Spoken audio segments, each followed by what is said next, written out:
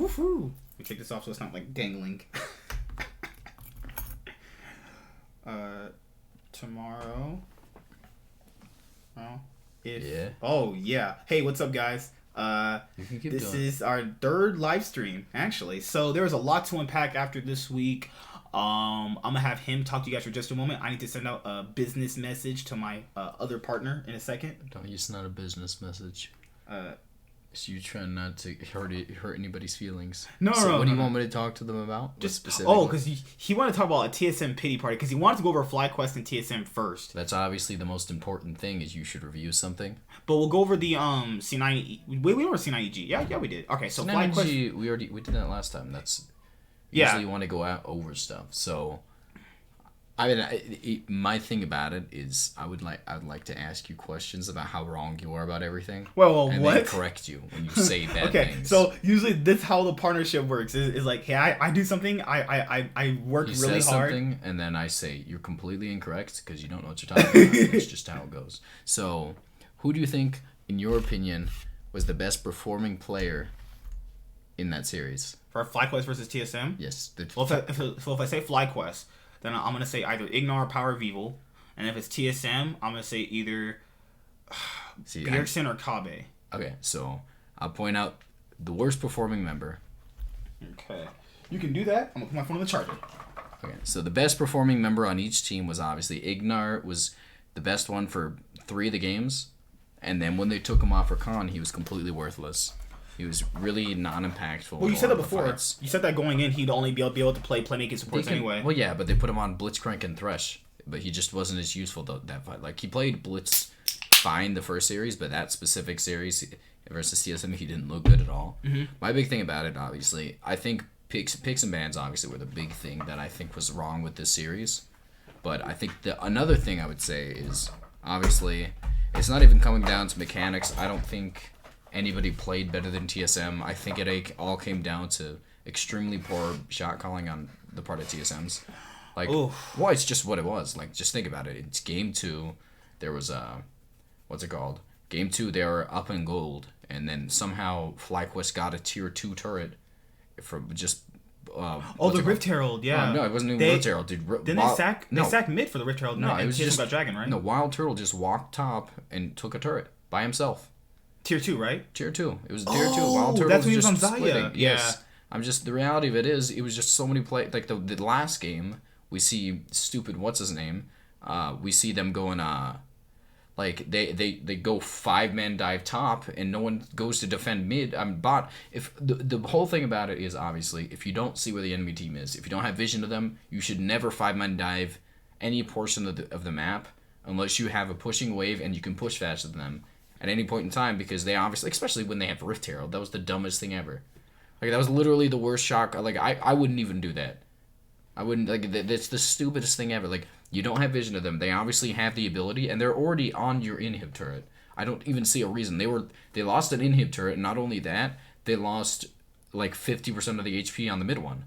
Like, it was so many bad shot calling mistakes on their part, and obviously the best performing member on TSM. And who do you think the worst performing member is before I say anything? I think based off our expectations, the worst performing member was Broken Blade. Okay, so I think our expectations, he was supposed to go in there. Who do you think, but not based off expectations, who do you just think the pure worst player was? Honestly, I think Bobfrost played pretty bad. I think the best performing player in the entire series, maybe. He's made a lot of mistakes, but I think that the most impactful player in the entire series was Dardoch. I think Dardoch, first, I know you don't actually want to say it, but Dardoch was probably one of the best performing members in the entire series, of pretty much either team, actually. Like, the thing, I would say Ignar was the most impactful in the first 3 games. He was the single best player. And then but the reason is that I wouldn't give it to him is the fact that he fell off a cliff after the next 2 games. So, if you look at the difference, Santorin was the worst performing member out of everybody. Santorin was the single worst player in the entire game. He was clutch in Game 5, though. He was completely worthless. The other games. In every game. Even Game 5, he was completely worthless. He did a few good things. First of all, if you look at how many times he ganked, I think he had 1 singular gank that wasn't a counter gank. 1 singular gank that wasn't him reacting to Dardoch. And that was you're talking about mid-river, like 3 minutes in, where Dardoch face checks. Oh, that was Game 5. No, that was Game 5, and that's not a gank. What I'm saying is he had one specific gank that wasn't a reaction to Dardark's gank, and that was when stupid, what's his name? Ignar went top, and he just followed him. He literally didn't have a single gank of his own that entire time. That wasn't a reactionary gank. That entire series, he was always far behind. He had one smite steal. I mean, smite on Baron where it was a 50-50, but he was up a singular level, so it wasn't even that impressive. Like, Biodaddy Biodaddy was not great that series either, to be honest. I don't want to say it because people could get a little angry when you talk the big about thing him. about it, it's like he's been really underperforming these last two series. And the last few weeks, he's looked pretty bad. Was probably the third best player on that series. I think Kabe was probably one of the worst players in that entire series. I think that... He played really well in the 100 Thieves series, too. Yeah, but he played pretty poorly this one. I think the best player, obviously... I think Bjergsen in the first two games, he was pretty much the main initiator in most of the team fights. If you look at the River Dragon fight they had, which shouldn't happen because he was playing Victor, but he had most of the things happening going on in his team. But for the most part, I think that... I think that the difference between ganks, and not only that, I think that... what's his name? Dardark was able to get a lot of things going in the thing, in like most of the game. Like he ganked. You gotta mute that, yeah. But for the most part, I think really quickly. They didn't even ban Elise in the last game either. But I think the big thing about it, obviously, if you look at the gank in bot during like the failed gank in bot during game 3, where he was playing G4 again. I think the thing that I have a problem with was the discoordination between the Nautilus and the Aphelios. Like he didn't queue in time, so he wasn't able to snare him in place right after. Like the thing about it is, if they had straight up chain CC'd him with the Q on the purple gun, I always forget it, Gravitium or something. Yeah, Gravitium and the Nautilus Q. J4 would have been able to get in there in time because he had a perfect gank. He was able to flash flag and drag. But he wasn't able to make it in time because of the fact that he had that singular... He had about 2 to 3 steps where he was able to move for a little bit, and that was enough to be able to get him into turret, so J4 couldn't get enough damage on him, and he lived for like 5 HP. And then they were able to turn that fight afterwards. And they didn't even know that they didn't even turn the fight, honestly, because it was a double TP, and they were able to kill stupid Solo because he was caught out right there. I think the big thing about it, that would obviously been a gigantically big play on their part if they were able to do that. Dardark literally had like 70 ganks in. Like honestly, if we realistically look at it, they did not trade double. Yeah, they didn't trade double. If they just put him on the market because apparently like. We'll talk about it. Yeah, we'll get to that. It's the FlyQuest TSM series. Here's what I'll look at that from. TSM style of jungle literally sacks the jungler. Like no matter what TSM do with the jungler, they're always gonna get looked at as bad. Because that's just TSM's system. My thing about it is the reason a lot of these ganks either in the early game weren't able to they weren't able to close out a lot of the games. I mean the kills because J4 is the kind of like 80. I mean the guy in the jungler that does he sets up kills for the rest of his team to be able to kill. Like in the early game, he doesn't have the potential to kill. He literally just has the CC to set them up to get killed. Elise herself, like if we look at like his game 4 game, she's able to do the damage too on top of it, and she's able to provide the damage worth killing. But you have to essentially rely on your team to finish off what you set up, and he focused Broken Blade the entire series, and TSM TSM Smithy win. I don't understand. Hey, Jason. What does that even mean? They're not... because back before the season started, they wanted Smithy first because he fits their system, but they didn't want Dardark. Dardark was like the best performing player in that entire series for like most of TSM series. Like I don't even get that. I mean, like Dardark, it's not even questionable. Like he had 80 ganks to like Sven Skaren's 0. I mean, not Skaren.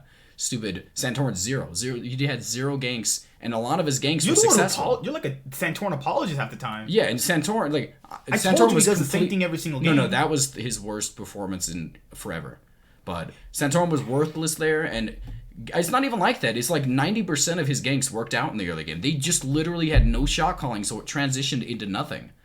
And then, like, if you look at a lot of the mistakes, you look at mistakes where he got caught out in River level 1, or or like level 3 with Sejuani into an Olaf because he went in too early. And you see him getting caught out by Orianna ult inside their jungle because he's counter jungling. But for the most part, I think he did make those mistakes, but he just played so well to get, like, even the team fights, he CC'd the priority targets, but the rest of his team not only... I liked when he was on Trundle. He was pillaring perfectly. It's either... He didn't... No.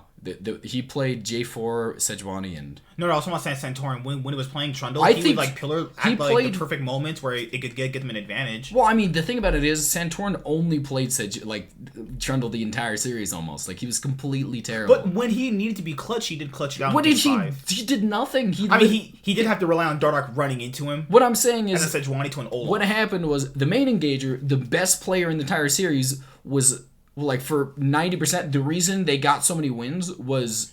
Ignar. Ignar had incredible engages the entire series. Like, he didn't... Like, he made a few... Like, when he tried to get in top jungle when they were trying to get Baron, he went in too early by himself and got himself killed. Or even did this, what we just saw right here. It was this moment, 34 minutes in. They're sieging mid. They have Baron. They have the priority. 2 people die. Your frontline dies. They are doing nothing back there. What I'm saying... Well, they couldn't get into it because of the ult. What I'm saying is Broken Blade played like trash that series. Now, our expectation was he was supposed to dumpster Solo or Viper, whoever they put in. See, the thing about... He got probably 80 ganks in comparison to... Bjergsen? No, in comparison to Solo. And but the thing about it is, he was worth less than... He wasn't ahead. He wasn't ahead by much. Like, they got him kills sometimes, and he was up in CS because, like, that's literally just what Aatrox does to Gangplank early. But the thing about it is, he wasn't able to do anything in comparison to Solo early because he didn't win the lane hard enough, even with the amount of jungle proximity he had. Like, he had so much jungle attention, yet he was worthless. All of his flanks, ended, like, 90% of his flanks ended up in him dead. Or, like, if you look, like, he was terrible. He was terrible that series. He was terrible. Like Santorin was worse than he was almost, but at the very least, Santorin was worthwhile in team fights. Like you see the Irelia game where he actually looked like he was about to pop off, and then all of a sudden he just dies. He's just dead, and you're like, he was about to get a pentakill. Oh my god! Like, it didn't. Hello, yeah. Ryan. Hi, Ryan. See, I don't agree that Bjergsen should have been for MVP voting in the spring split. Now, if you said Bjergsen should be there after these 2 series, then yeah, I agree with you. He was playing out of his mind. Bjergsen played...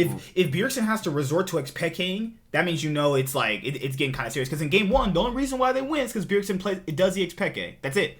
They would have lost this game. That's why they ran it back in game 2, because FlyQuest knew they should have won this game. It probably should have been a 3-0. If they win this game, it's a 3-0, I think, in my own personal opinion. FlyQuest was behind the entire series. This entire game. But...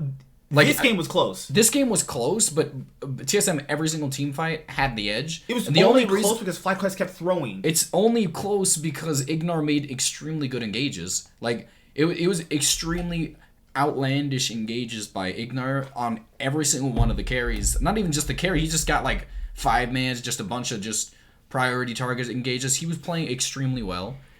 Like, and it was, like, in my opinion, I think that These first 3 games are the pinnacle of what you want a support to play like. Like, he played perfectly in the entire series. Broken Blade is the pinnacle of what you want your top laner to not do in your promo series, and he's going to do it anyways. But usually when they do that, they're playing like Tryndamere top, and they're just running it down, so at least they can take turrets. At least Tryndamere would have actually benefited from your jungle pressure. Broken Blade overextended in every single one of the early game, the early series, part of the series. He overextended and kept getting himself caught in game 1 and 2.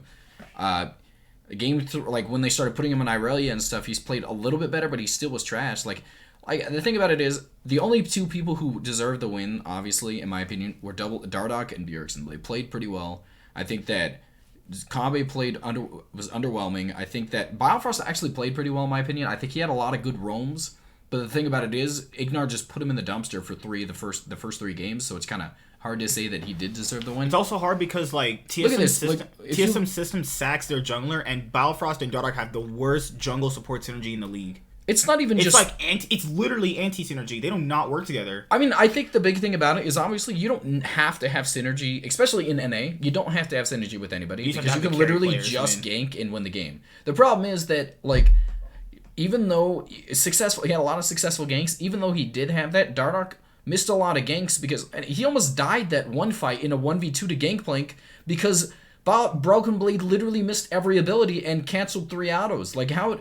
He literally was missing autos, not even just abilities. Also, we talked about FlyQuest thriving on comfort. Every single game, they gave FlyQuest comfort. Wild Turtle only carries on Xayah. They only win games like big by this Lover's bot lane. I'm going to be real. Strength. Wild Turtle played extremely well. His reaction time to the gank, like in game 2, when they tried to dive him behind turret, it was game 2 or game 3. When they tried to dive behind turret, was incredible. They literally won them the game because it gave them so much pressure after that, and they were able to transition. But the reality of it is, FlyQuest is going to get dumpstered by evil geniuses because not only they're going to ban Rakan. If you ban Xayah and Rakan, they're done. They don't know how to play at all. I'm a Hardstuck Silver 2, so I stopped playing for a month for mental reset. Dude, like, I promise you, you want to go? You got something to say? I'm not Hardstuck anything. Okay, well, sure. Sure about that. I got to D1... like about a season ago, and then I tilted all the way to like Plat 4, and then I went onto my Smurf after getting back to like Plat something, and I think my Smurf had a negative win rate at that point. It was in gold, and I couldn't win. You know what's really weird about this series? Because we talked about Dardoch kind of just not really ever going bot, because he has the lowest jungle proximity and Svenskeren to their bot lane. Dark was actually ganking for their bot lane. That was weird to see. He actually, like, again... He ganked a lot for their bot lane. He ganked a bit. I think 90% of the time he was focusing on, what's it called? Straight up... Oh, my lord. If you want my opinion, I think that TSM, player-wise, and a lot of their early game tempo is the fastest in the league. They have the best early game in the league, purely based off the fact that Dardoch makes the correct calls 90% of the times, besides the fact where he gets caught out. Like... Bjergsen plays extremely well. Bjergsen was probably 3 times more valuable in my opinion than Imagine if they had did this Bjergsen in the regular season. I'm just saying he was more valuable in my opinion than Power Vivo was the entire series. Power Vivo had 1 good engage that entire time, and the rest of the time he was pretty mediocre. Power Vivo thrives on late game scaling picks. Well, not even just that. So I'm not expecting early game proactivity out of him. It was team fights that he was getting out. He was even late game. I think Bjergsen for the most part most of the time was playing better than him. Oh my lord! Besides game 5, where I think Power Vivo popped off on Azir and just straight up like soloed them, I think for the most part I think that Bjergsen did play a lot better than him. Bjergsen had a lot of really good engages on his bombs. Was like in terms of like if you look at the game 4, where he's able to pick off a lot of like the priority targets, and was able to get into them. TSM's C9's early game is not better in terms of tempo play. I think it's better because they make better skirmish plays around the map. I think that they would be reactionary against TSM, but they'd still win the game because they're able to react faster. Like they have the better, what is it called? The better. If you talk about TSM's early game, it's carried by Dice. No, it's straight up like if you look at the series, it was straight up 90 ganks by Dardoch. Literally didn't even CS. He literally just kept walking top. Dardoch's game plan was I'm gonna go to top, and then I might go to bot once, and then I'm gonna just leave Bjergsen alone.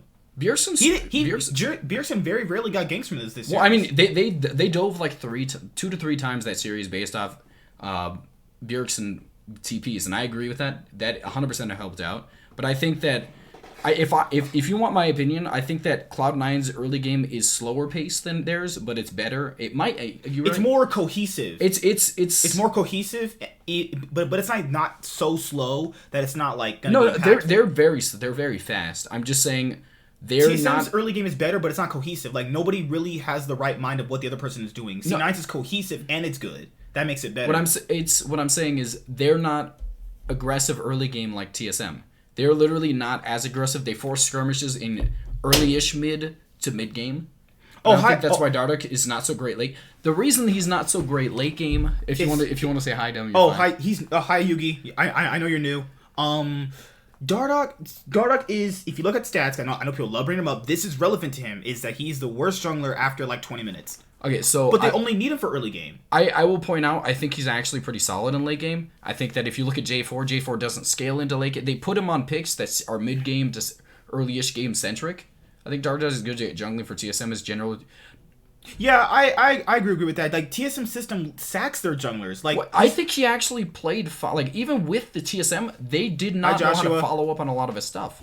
TSM is better. You are right. They are just they not as fast paced as TSM. Like, they obviously have a better early game. Like if they face each other, even like it's the thing about it is Like, TSM forces plays earlier than them, and that's what I was trying to say. I guess I kind of said it wrong, but... It's hard to say because I think it just depends on comps. Like, if C9 is running their patented Zoe, Lee Sin set combination... They still won't go faster because they can't make the plays. Like, TSM makes plays before they do, and that's just the mindset they have. Dardock's mindset is, I'm going to gank at literally level 2 if I can. Like, that's his plan. My thing about it is, the reason I think that obviously his late game is so poor is because with the state of the game he plays for early game centric like dives, where if you look at the Santorin played better in the late game because he was farming more often than Dardock was, and the catch-up XP on top of all the stuff that's been nerfed in the jungle this season makes it to where you're not able to be useful.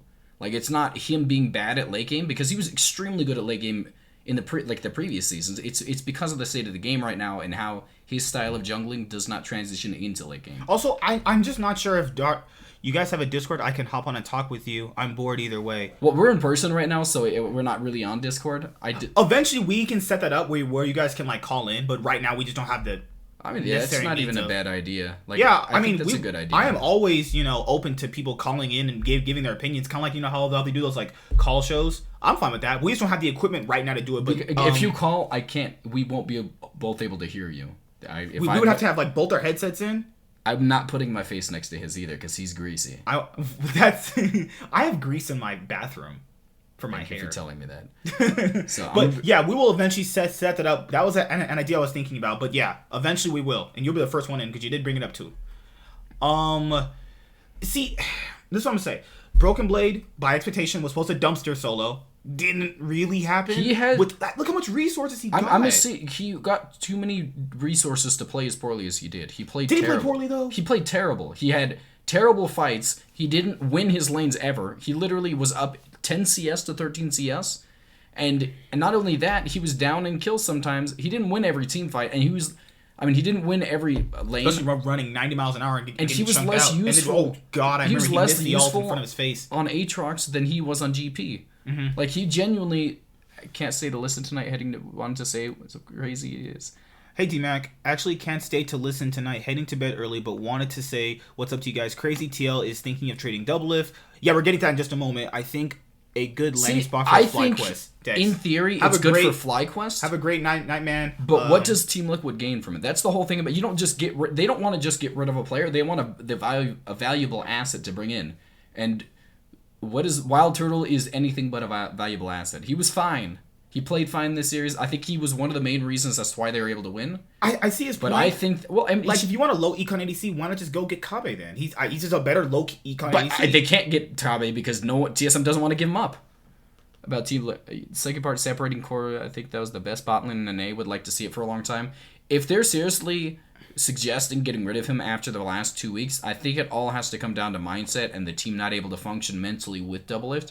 Doublelift, in my opinion, is not a leader type personality, but he tries to take on that role, and that's the big problem with him. Just like that's my big problem with Bjergsen too. I take it from a business perspective. Like, I don't know about you guys' jobs personally or what you do to make a living, but in a business perspective, just looking at it from that, if you have someone that is not great for the atmosphere, it doesn't really matter what you're gaining. It's just you just want them to be gone. You could take a loss initially, but the people around you will feel better, and that should be more than... I disagree with that completely. You don't give up... Like, that's essentially saying giving up something for free. At that point, they have a contract on them. They lose money if they give them away, and not only do they lose money, they have something that could get them something in return.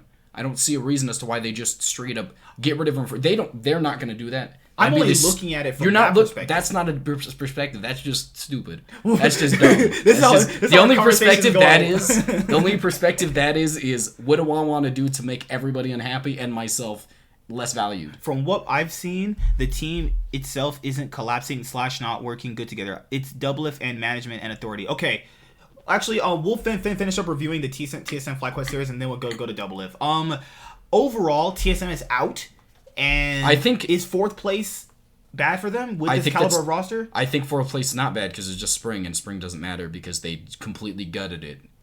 I don't care about Spring. So if FlyQuest win the split, are you going to hang yourself along with me? I wouldn't care. Because you know what? It doesn't matter. They completely took away... He was waiting for that one. He's like, no, if FlyQuest wins, hey, it doesn't really matter. I'm just saying they completely gutted any worth. Well, it matters to TL that they're now trading Doublelift. So, Yamato.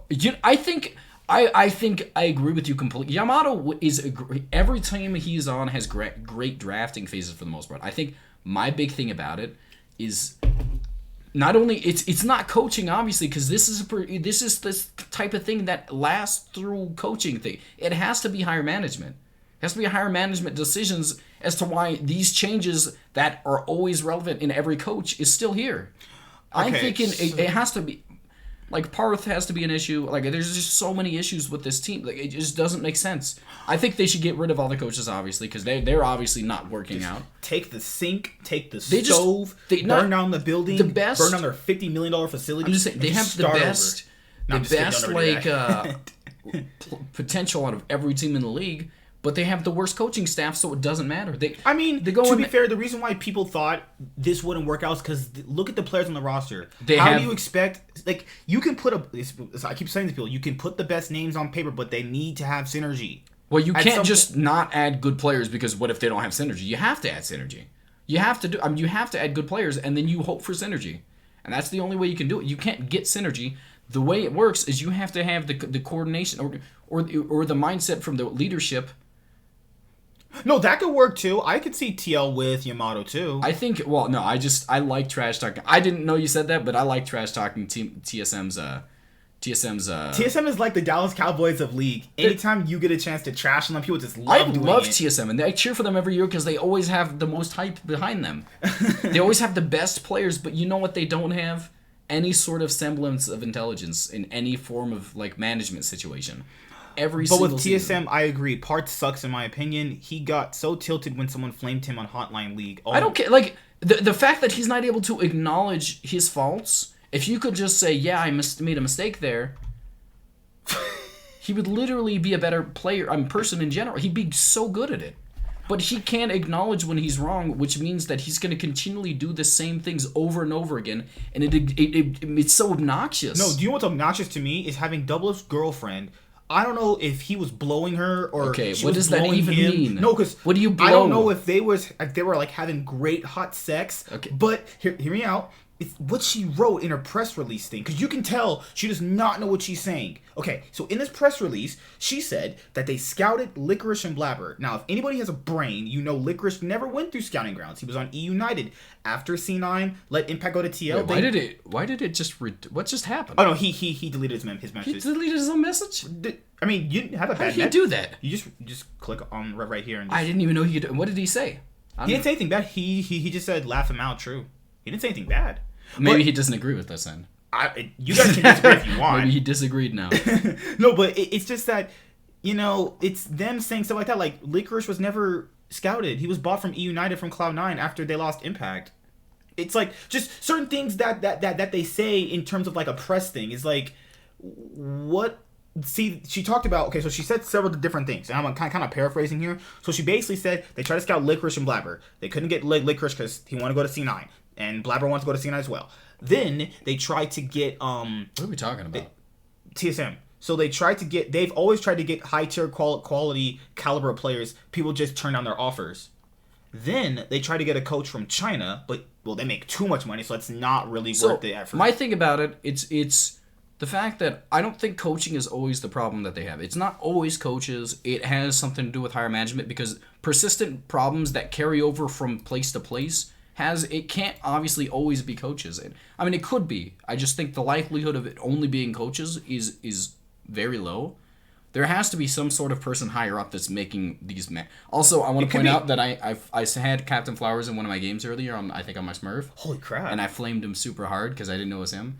He was playing like Tom Kench or something. I was like, dude, why you play? Are you a super minion right now? Stop walking top. But oh my god. Yeah, he definitely does not have that shot calling that he has inside the game. It's one of those things where like in IRL he can do it, but on game it's like he just frustrated me so much.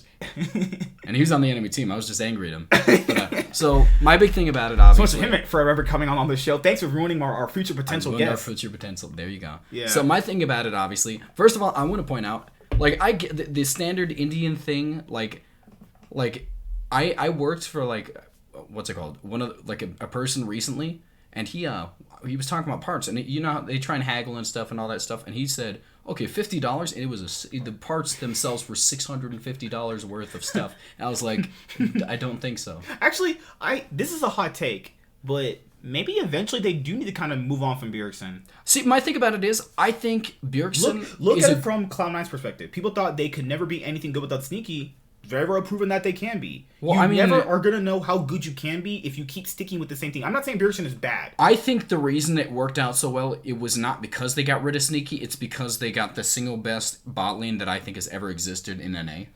But that's the thing, is that they didn't think they could ever upgrade from Sneaky. TSM thinks they can never upgrade from 90% of the time, I think it would have been an okay trade and they would have been slightly better. But this specific thing... I'm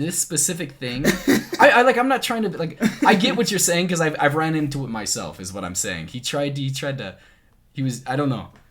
I get it, at the very least. And then he tried to argue with me about parts, stuff that was happening. But for the most part, like, it makes sense that I agree with you to an extent. I don't think that it could have worked out every single time. I'm just saying it's possible to work out because... they stuck with the same. Yeah. It's like, I'm saying you don't just replace stuff because it's not working. You replace the parts that are wrong. That's what you do. They do it in the they don't NBA, replace their in NFL all the time. No, they didn't. They want drafting. Let's think about it like this. Let's take LeBron James when he's on the Miami Heat. It's not even consistent. They are the best late game top bot lane. They have the best engages out of the support in all of the games. Besides maybe Ignar when he's on. What's it called? They have the best late game scaling ADC. They have the best, like, literally everything. They team fight better than everybody else. They're laning better than everybody. They just do everything better than any NA player.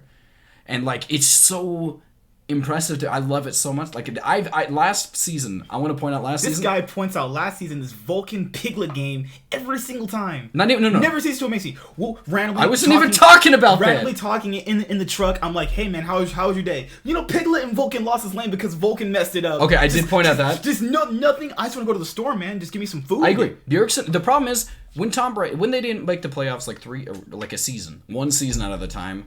And, like, they had a negative record. No, they never did. They never had a negative record. Let's think of a different person. Because he does, like, Tom Brady's just not human. So, we'll think about, like, when Aaron Rodgers struggled with the Packers for a few seasons, they had a negative record. You didn't replace Aaron Rodgers because he was literally the key point of it.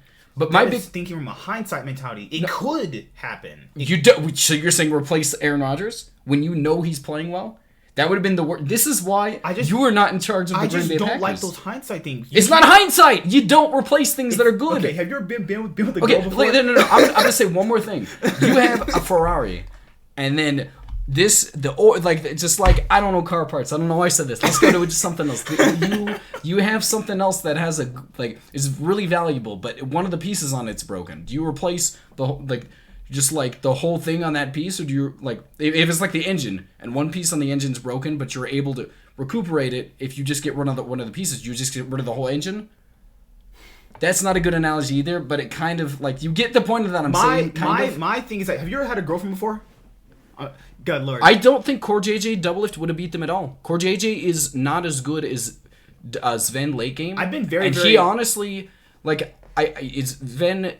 Sven lanes better substantially. Like, again, if we go back on my last season, I rated Sven the number 1 ADC in the league. It was a little season too early for that. And I was one season too early. But I would have been on point this season. He also said Piglet was 4th. I said 4th? Yes, you're right. He said Sneaky was 6th, and he ended up naming Sneaky his Spring Split MVP over Double. I can admit when I'm wrong, but I won't admit that I'm wrong if I don't think I am. The issue with the whole girl analogy is that, you know how people get with the girl or guy or I'm just saying you prefer. You don't replace pieces just to replace pieces. No, that's what I'm mentioning, is that people always think, oh man, the times were so good when we first met, but you're not looking at it from reality standpoint. What I'm saying is, from reality standpoint right now, it's also new commentary. Team Liquid, Cody's... No, I'm saying... If you're digging this girl, but her mom sucks, do you say, oh, I'm throwing the whole girl away, or do you say, hey, I'm just not going to talk to her mom? Which one do that? Well, you know what? People who do that are like you, and they're losers. Oh yeah, I know. Who is the girlfriend? Every time I ask her, the words are, that's not my boyfriend. So I don't know. She said she loved me today when we were hugging. You know what? And you know who else said that? My mom. That's not my girlfriend. So shut up. She called me her papacito. She didn't say that. She doesn't say those words. It's just that this is what I mean. It's like you could always go back to the, oh my god, we were so good at one point in a relationship. But now it's just, you look at reality right now, because that's what Cloud and I were thinking. I'm going to say I think they should replace Bjergsen for a different reason. I think that your reasoning behind it is replaced because it's not working is not smart. It's not a good idea. It's not an intelligent way to look at things. Because if you replace the pieces that are good, if you look at it based off performance-wise, you should never replace them. You should always continually replace somebody else. My issue with that is that if you consistently go with him, you're never going to see what you could achieve because you're only sticking with him. You have to get somebody better than him. I know. That's the thing. Who you replace him with them. No, it's not even just that. Like, you replace him with somebody slightly better, you don't get something. You don't get an upgrade. What I'm saying is, you need to get. You don't replace the parts that aren't the problem. Like, right now, I think if you replace anybody, it has to be the bot lane. The bot lane's underperforming, but I don't think they should replace the bot lane. Really? They are very much underperforming. Based on the TSM system. The girlfriend analogy never gets old. That's because he doesn't have any experience with girls, so he just kind of makes stuff up. He's like, oh, girls, and they kiss and something, dude. There's always something dumb with it. That's why you just What do you think about TSM strategy? Is it outdated? Yes. They even TL. Where did that happen? Where did that happen? Even TL strategy last year was outdated. That's why they got fisted by G2 at MSI. My big thing about it is TSM has. They had the their strategy. It was the opposite back in the day. It was the opposite. They would only play late game. Now they play early, but they can't do it properly. Their process of strategy in terms of just their thought process of how the game should go is perfectly on point with how the meta is. It's not even that. It's like they play the early game. They are stupid. They're all stupid. There's a bunch of people. Like, it's like if Captain Flowers, who was in my solo queue game, walked in there and he was 5 of them. Like, they all straight up don't know what to do in mid game. Literally get out rotated. They gave up. They 5-man dove a tier 1 at like 20 something minutes in, and they lost the next inhib turret. Like, was that the game 5? That was game 5. Losing anyway. No, that was already losing. They weren't. They kind of Game 2, they were up in gold. The Azir was 5 kills in, and the Olaf was almost basically dead. Like, what I'm saying is, they were up gold in game 2, and they literally just let Wild Turtle walk to a tier 2 and take it because they weren't there. Because they let the waves push to it. Bot doesn't matter. It's all about top jungle mid. Bot does matter if you make it past 20 minutes. That's the problem, and it always happens inside of like a TSM game. Not even a TSM. Well, it does happen inside TSM, but it happens inside pro play all the time. ADCs put out sustained damage, and you can't do that with a mage, no matter who you are. Even Azir can't do it as well as an ADC does because you can't itemize against ADCs. I think bot matters if you give it the right attention. Like, Blabber gives his bot lane the right amount of attention, so they are impactful. Blabber's trash. That's good lord. It's just that TL's bot lane doesn't get enough attention, so even when they are ahead, it doesn't matter because Dark doesn't give them enough attention. Dark very rarely ganks for them. I mean, I'm gonna be real with you. He should have kept ganking top. What I'm saying is, the 90 ganks he gave that weren't working before. What I'm saying is, why did Broken Blade all of a sudden just completely suck? He was trash. He was trash mentally that entire series. He couldn't carry his garbage mid laner. He had a few good engagements, like His mid laner was just like I'm telling you, Bjergsen almost carried that series alone. Bjergsen was tearing it up that entire series, and no, he played. Bjergsen played. Broken Blade played like I do when I have my Fiora top. He literally just gets it early, like got ahead early game, and then didn't know how to transition into that. He played Aatrox, who's actually pretty good at team fighting, and didn't like substantially have an impact to the point where he was useful. Like, TSM has such high possibility, like their potential is so high, but they can't do anything about it because they're just not smart post early game. Their laning phase is usually good, and even though Broken Blade played poorly, he was still slightly ahead because of the fact that he got so much attention because Santorin was not only just completely irrelevant. He's irrelevant every single game. It's not true. It's literally just that series. He plays that way in most games of the regular season. He has those few standout games that make you think about it differently, but he's been the same player. I really just can't believe you said that after the few seasons he's just had. He does that to give you the idea that he's changed. Who are you? Who are you to tell anybody that? Calvin. Oh yeah, hi Calvin. He's his first time here. Hi Calvin. Oh my Calvin, God. Can I get some money? Oh, also, if you guys are here, please join the Discord. That means you get notified of the videos because YouTube has not been giving out notifications for any videos of most of all the bigger people. So if you want to get notified, join the Discord. which will be somewhere around here in the description box below. Nope, it's right here. I found it, guys. I put it up in the description box. It's there. Did you? Oh, it's in the description. It's in the description. Stop questioning me, dork. Okay. I work. I almost posted the stream. You almost posted the stream key. What's wrong with you? So here's what happened. You guys worked so hard on. You almost just gave away your channel just in the span of a few seconds. So here's what happened. I work on getting the channel up so far, and he's like, "No, you suck. You're a horrible person." Because I like Sneaky. I'm like, I don't even like Sneaky. I'm not like a you are literally a homophobe. What is even? That's not even what it is. Also, if you guys are here, the 11 viewers that we have, can you like the stream? That way it promotes. Stop asking that. That's weird. We have 11 people watching. Can we get 11 likes? I hate him. You need to stop. Okay, so let's go back to TSM. You didn't. Okay, so you want to go to Double Lift? Because I think we covered TSM a lot. I always like to talk about bad plays by somebody, but I'm willing to swap to Double Lift. I think personally, it's a disappointment for TSM. They did not want to receive fourth with this roster. Dark was supposed to come in, be an early and aggressive jungler, and he's done exactly that. The problem is that they just literally. You can't deny their early game is incredible. Even against TSM, they still win some of the early games. The problem is they don't know what to do post. There's no macro. There's no macro, and they can't get macro because none of them are capable of it. And it's not just means I'm not trying to insult them. They just can't do it. There's not going to be macro on this team unless they get a shot caller. And the shot caller is never going to be on this team because I want to point out. I just one more point on Bjergsen. I think that he is the reason that shot callers never exist on this team because even though he says he might, he has an overbearing voice in a lot of the comms. You can always hear him, and he's the main central point of communication on the team at all points in time. No matter how well he plays, he's going to be the part that inhibits them because he can't make proper shot calls. He doesn't know how to shot call past outside of solo queue. He solo queue he has a solo queue play style, and it doesn't. It's my problem is I love Bjergsen is the single one of the most hardworking players. Not even just hard. He's incredibly good at the game. He's just not able to function with proper shot calling, and he consistently wants to be the shot caller. What if TSM got? I'm not gonna say it, but what if TSM got Nuke Duck? Nuke Duck literally only plays early game.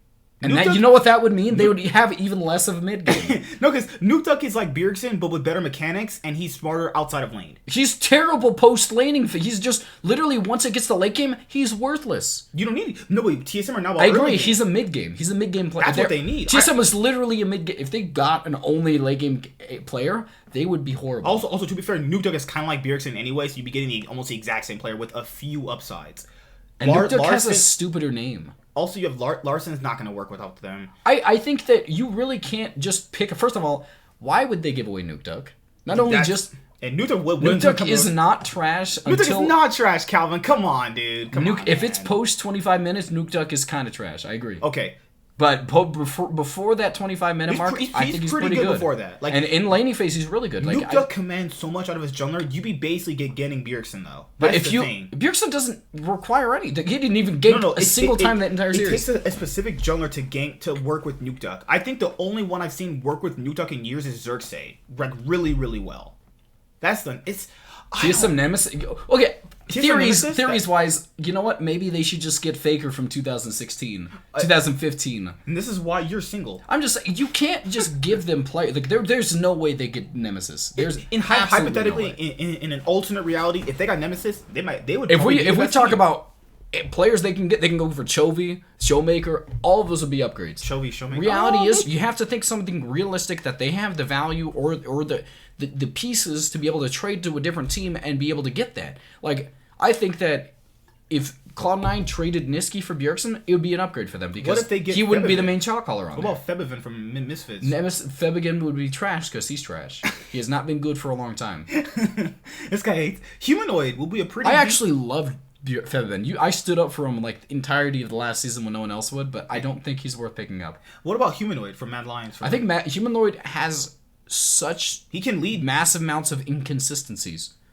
Yes, the thing though, his highs are kind of lower than Bjergsen's, but the thing is that his lows are lower than me. I can literally outlane him with AD Thresh if he's playing at his worst day. What about TSM need a player like Perks They do. Like they a player like Perks with high skill cap and good shot calling. They just need not even just that. They need somebody who's less vocal. I honestly think this is the one time I think they need somebody less vocal than Bjergsen because Bjergsen just talks too much. Talks too much in voice chat. To be fair, they don't want to say anything bad because obviously he's like part owner. I think I love Bjergsen. I still really like watching him. I wouldn't be upset if TSM never got rid of him. I think that it would be the best call. Or honestly, if they could structure some way to make Bjergsen realize that he's a completely terrible shot caller. Feven is God. I love Feven. I did like Feven for a long time. I stood up for Feven. He bounced back really good this split. He played a lot better in this what's it called? The first part of the 2 years ago. No, this split. Even in NA, he played so much better than he did the next year in EU, and now he's playing really well again. He's playing really well again. I still don't think I would pick him up, but I think he's been playing pretty well. There's I mean, I could go off the list of European millionaires they could get. They could get Exile. Okay, I'm just trolling. I don't know. I personally don't know. Like, in hindsight, who's really an upgrade over Bjergsen? Upgrade, but mechanically, I think the big problem is they don't need mechanics at this point. They do need mechanics to an extent, and it really, it's like, what do you do at this point? You need mechanics because it keeps your high-tempo portion of the game up, and that's what they need to transition into mid-game properly, which is their weak point. But at the same time, if they don't get Bjergsen, if they don't get rid of him, they're always going to have this overbearing voice that keeps them from having proper shot calling because he always wants to have the lead vocal point. Always wants to say, I'm going to do this, and they're forced to follow up on it. Because they molded him into that way. He never really wanted to be that way. He admitted he never really wanted to be that way. Bjergsen just completely talks to talk. It's not true. He's always played like this. I like him. I like him as a person, maybe. I don't know if I would actually, because based off this, maybe not. But I think that he just says this stuff, and he doesn't realize it himself, and that's the problem. He doesn't realize what he's doing is a problem. Like, it's like you can't accept your own faults. It's not even just that. Like, he doesn't know the faults exist. He doesn't understand that what he's doing is wrong, and that's something that will always happen with him. I think that Bjergsen could have been molded earlier on into his what's it called? If he had somebody like Reginald on his team that beat him into like submission, because Reginald is literally the most vocal person that's ever existed. Too told, same problem. Bjergsen is too old. I don't think his mechanics aren't the problem, so I don't think it's because he's too old. They're mechanically still fine. I think that's the thing. Like, I think the big problem with him is the fact that he's just loud. Like, it's like me, but on the LCS. Like, if I was on the LCS team, I'd never stop talking. Like, the issue is, like, let's say you're playing a solo queue game with your friends. It's 5 guys having some fun. Like, even when we play, like, I usually let them do the majority of the shot calling because usually I'm over here carrying my ass off usually most of the games. But like certain points when I know like I have the lead, then I'll make a play like, hey, let's go to Baron right now. We just killed the jungler and the support. They can't steal it away. If I'm playing jungle, it's like if I give up a Baron and I have a 5 versus 3, then I'm just fucking garbage. But the reason that you let me be the shot caller is because not only am I the best player you know, I'm also the sexiest one, and you're too scared to say anything. I'm also the blackest player you know. I'm also the blackest too. Don't worry about that. So let's go to double lift. Trading double lift. So what came out today was that TL want to trade double lift. He has 6 months left on his contract. So on the open market, what was said if double lift is on the open market, like Huni, he's worth about $2 million. Now, I wanted to shoot myself in the head for that valuation because who's gonna pay that? I'll pay that. This guy's high. So, it's so hard to theorize. I made a video about who I think they should get, and they were probably all people that aren't realistic. Yeah, see, you have to be realistic, but what's the last time he popped off? I mean, he popped off in the FlyQuest series. He played really well. He played really well. Like, his Victor games were pretty solid. I thought he played well in the FlyQuest. I think the big problem, obviously, is the things that I said, but I don't think mechanically he ever plays poor. Like, he's not popping off like Caps, obviously. I don't think he, like, straight up one-man 1v5s anybody every once in a while when he gets... He's not that Caps level player anymore. He used to be Caps level, but he's not... What did you want to do? Oh, okay. No. I was saying, did anybody comment anymore? Okay. Right now? So, I was thinking that there's a line of ADCs that they could use. And I will point out, first of all, he said Sneaky. I'm gonna go. I haven't watched it. A lot of people are like, TL Sneaky could happen. TL Sneaky would be trash because Sneaky is now trash in this point in time. And not even just that, he's never been international. Their goal, in reality, is to win Worlds. First of all, they want to get out of groups first. They don't want to get out of group. They want to win Worlds. And I know that for a fact because that's the mindset of all the players on there. Mm-hmm.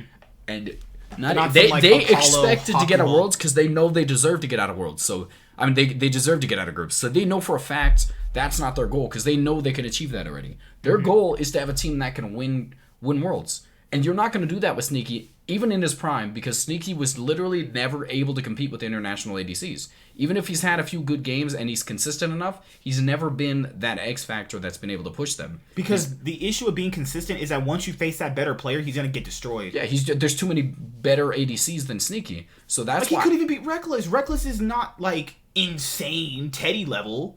Yeah, Reckless is not that good. But if he can't beat Reckless, then it's like... My thing is, if you're going to find an ADC, you have to find somebody who has ridiculous highs. You need to find somebody who has high highs. You don't need a consistency at this point because they don't have a secondary carry. Like, based off impact, he's not playing that well. They need somebody who could work as a secondary carry on this team. And I already have a suggestion that will be completely disregarded because it's apparently outlandish. Remember what I said at the beginning of the stream. No one. Just no one. I'm going to the store asking for a ride. Piglet's the best ADC in existence. No one's ever going to believe me. It's crazy that you said that because I was actually going to say... Vulcan could swap to ADC for them. No, I think that like I'm gonna go. Okay, so we said Sneaky, so he's like. No, I'll go to that later on. I'll go to my crazy point.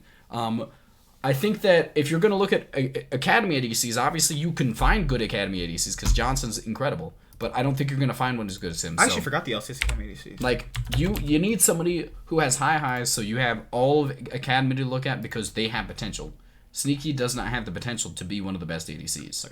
Sneaky played really well in Spring Split, though. I will give him that.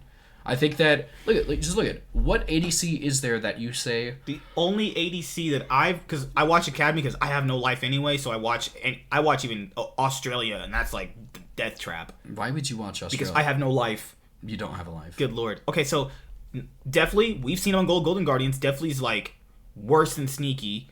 Okay, Phoenix, he roll swap. Okay, that's out of the question. Lost is, pun intended, lost. Ricaro was trash when he played, but he didn't have enough time to really get... Like, they just threw him into Worlds. But he's on Teal Academy right now, remember? Oh, yeah, okay. Yeah, he is. Ricaro just didn't have enough time to be able to function or to, like, develop as a player. They just threw him directly into Worlds, which means that he doesn't have a chance. I wouldn't blame Ricaro for that. I think... There's not ADCs in the Academy scene that I think most like I would say like one. I can see one. There's the King guy. There's 30% of they literally have Mash still in Academies, and that's just I don't even understand how he's still on teams. Yeah, so they have about 3 ADCs that have not been to the LCS and failed, and I think that I don't know enough about King. I'm not going to say anything. He is an import slot though, which is the difference maker, which mean that. Impact is actually not considered an import, which is a good thing. And to be fair, they have 2 imports still. People need to understand this. Just because they're trading Doublelift doesn't mean they're not going to make roster changes other places too. I'm saying if they do that, they're just throwing away the entire team. Why would they do it? They need to get rid of... Right, I like the idea Johnson of would be great, but the thing is that Dignitas...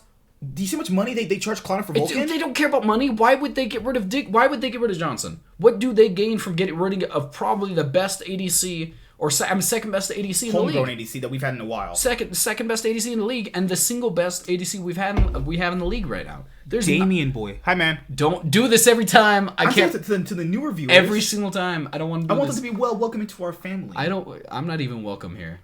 Dio for Dig for Rush Hour. I don't think they can play together. I'm saying so washed up garbage now. Johnson has insanely high highs. He's been playing insanely well. He's the best player on that team right now. Beside Acadian, then yeah. No, he's not beside Acadian. He's better. Played really well. Acadian is nowhere near as good as Johnson. I know, but like you're gonna downplay my boy, my Chad Acadian played fine. Johnson is a better player, and he always will be. He's like, he looked at me right in my eyes like, he always will be. You say nothing about Mike Johnson. They have nothing to gain from trading. Aphromoo would have it. I really hope that's nothing. I hope it's not completely shot between those two, because I did like that. Why would Doublelift play with Aphromoo? He's so bad now.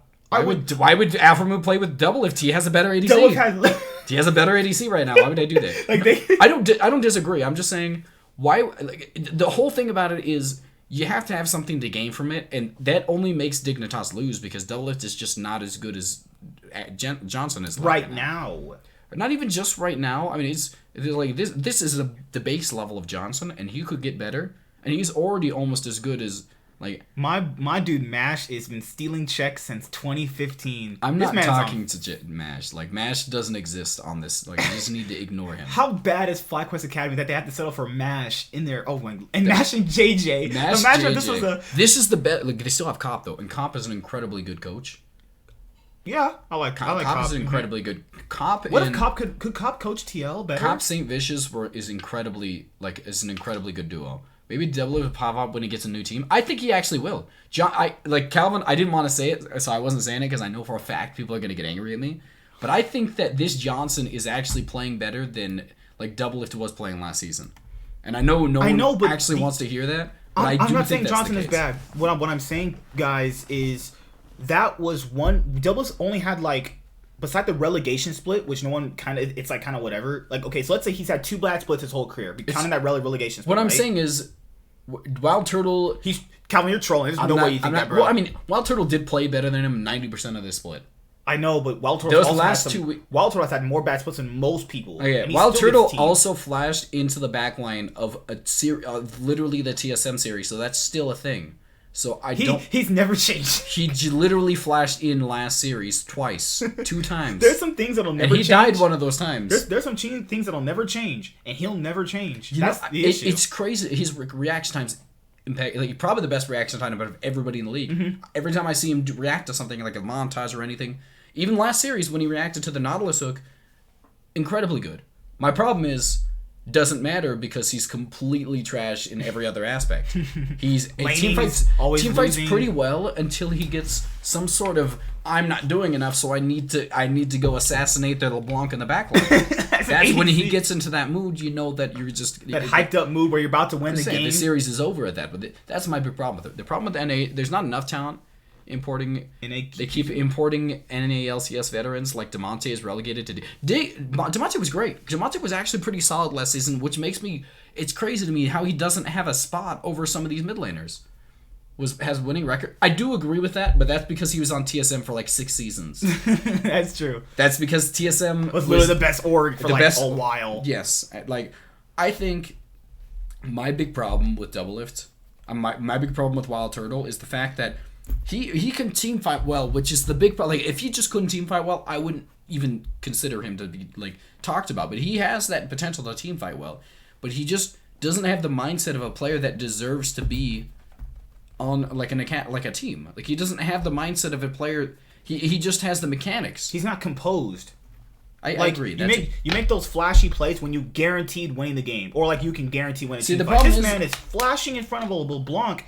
All her spells up and ignite, and thinking he can one-shot her on a Zaya. I think Doublelift would be fine for an import for a lot of minor regions. I don't think he'd do very well in EU, because EU has an incredibly Someone said they don't want the NA trash that's Doublelift.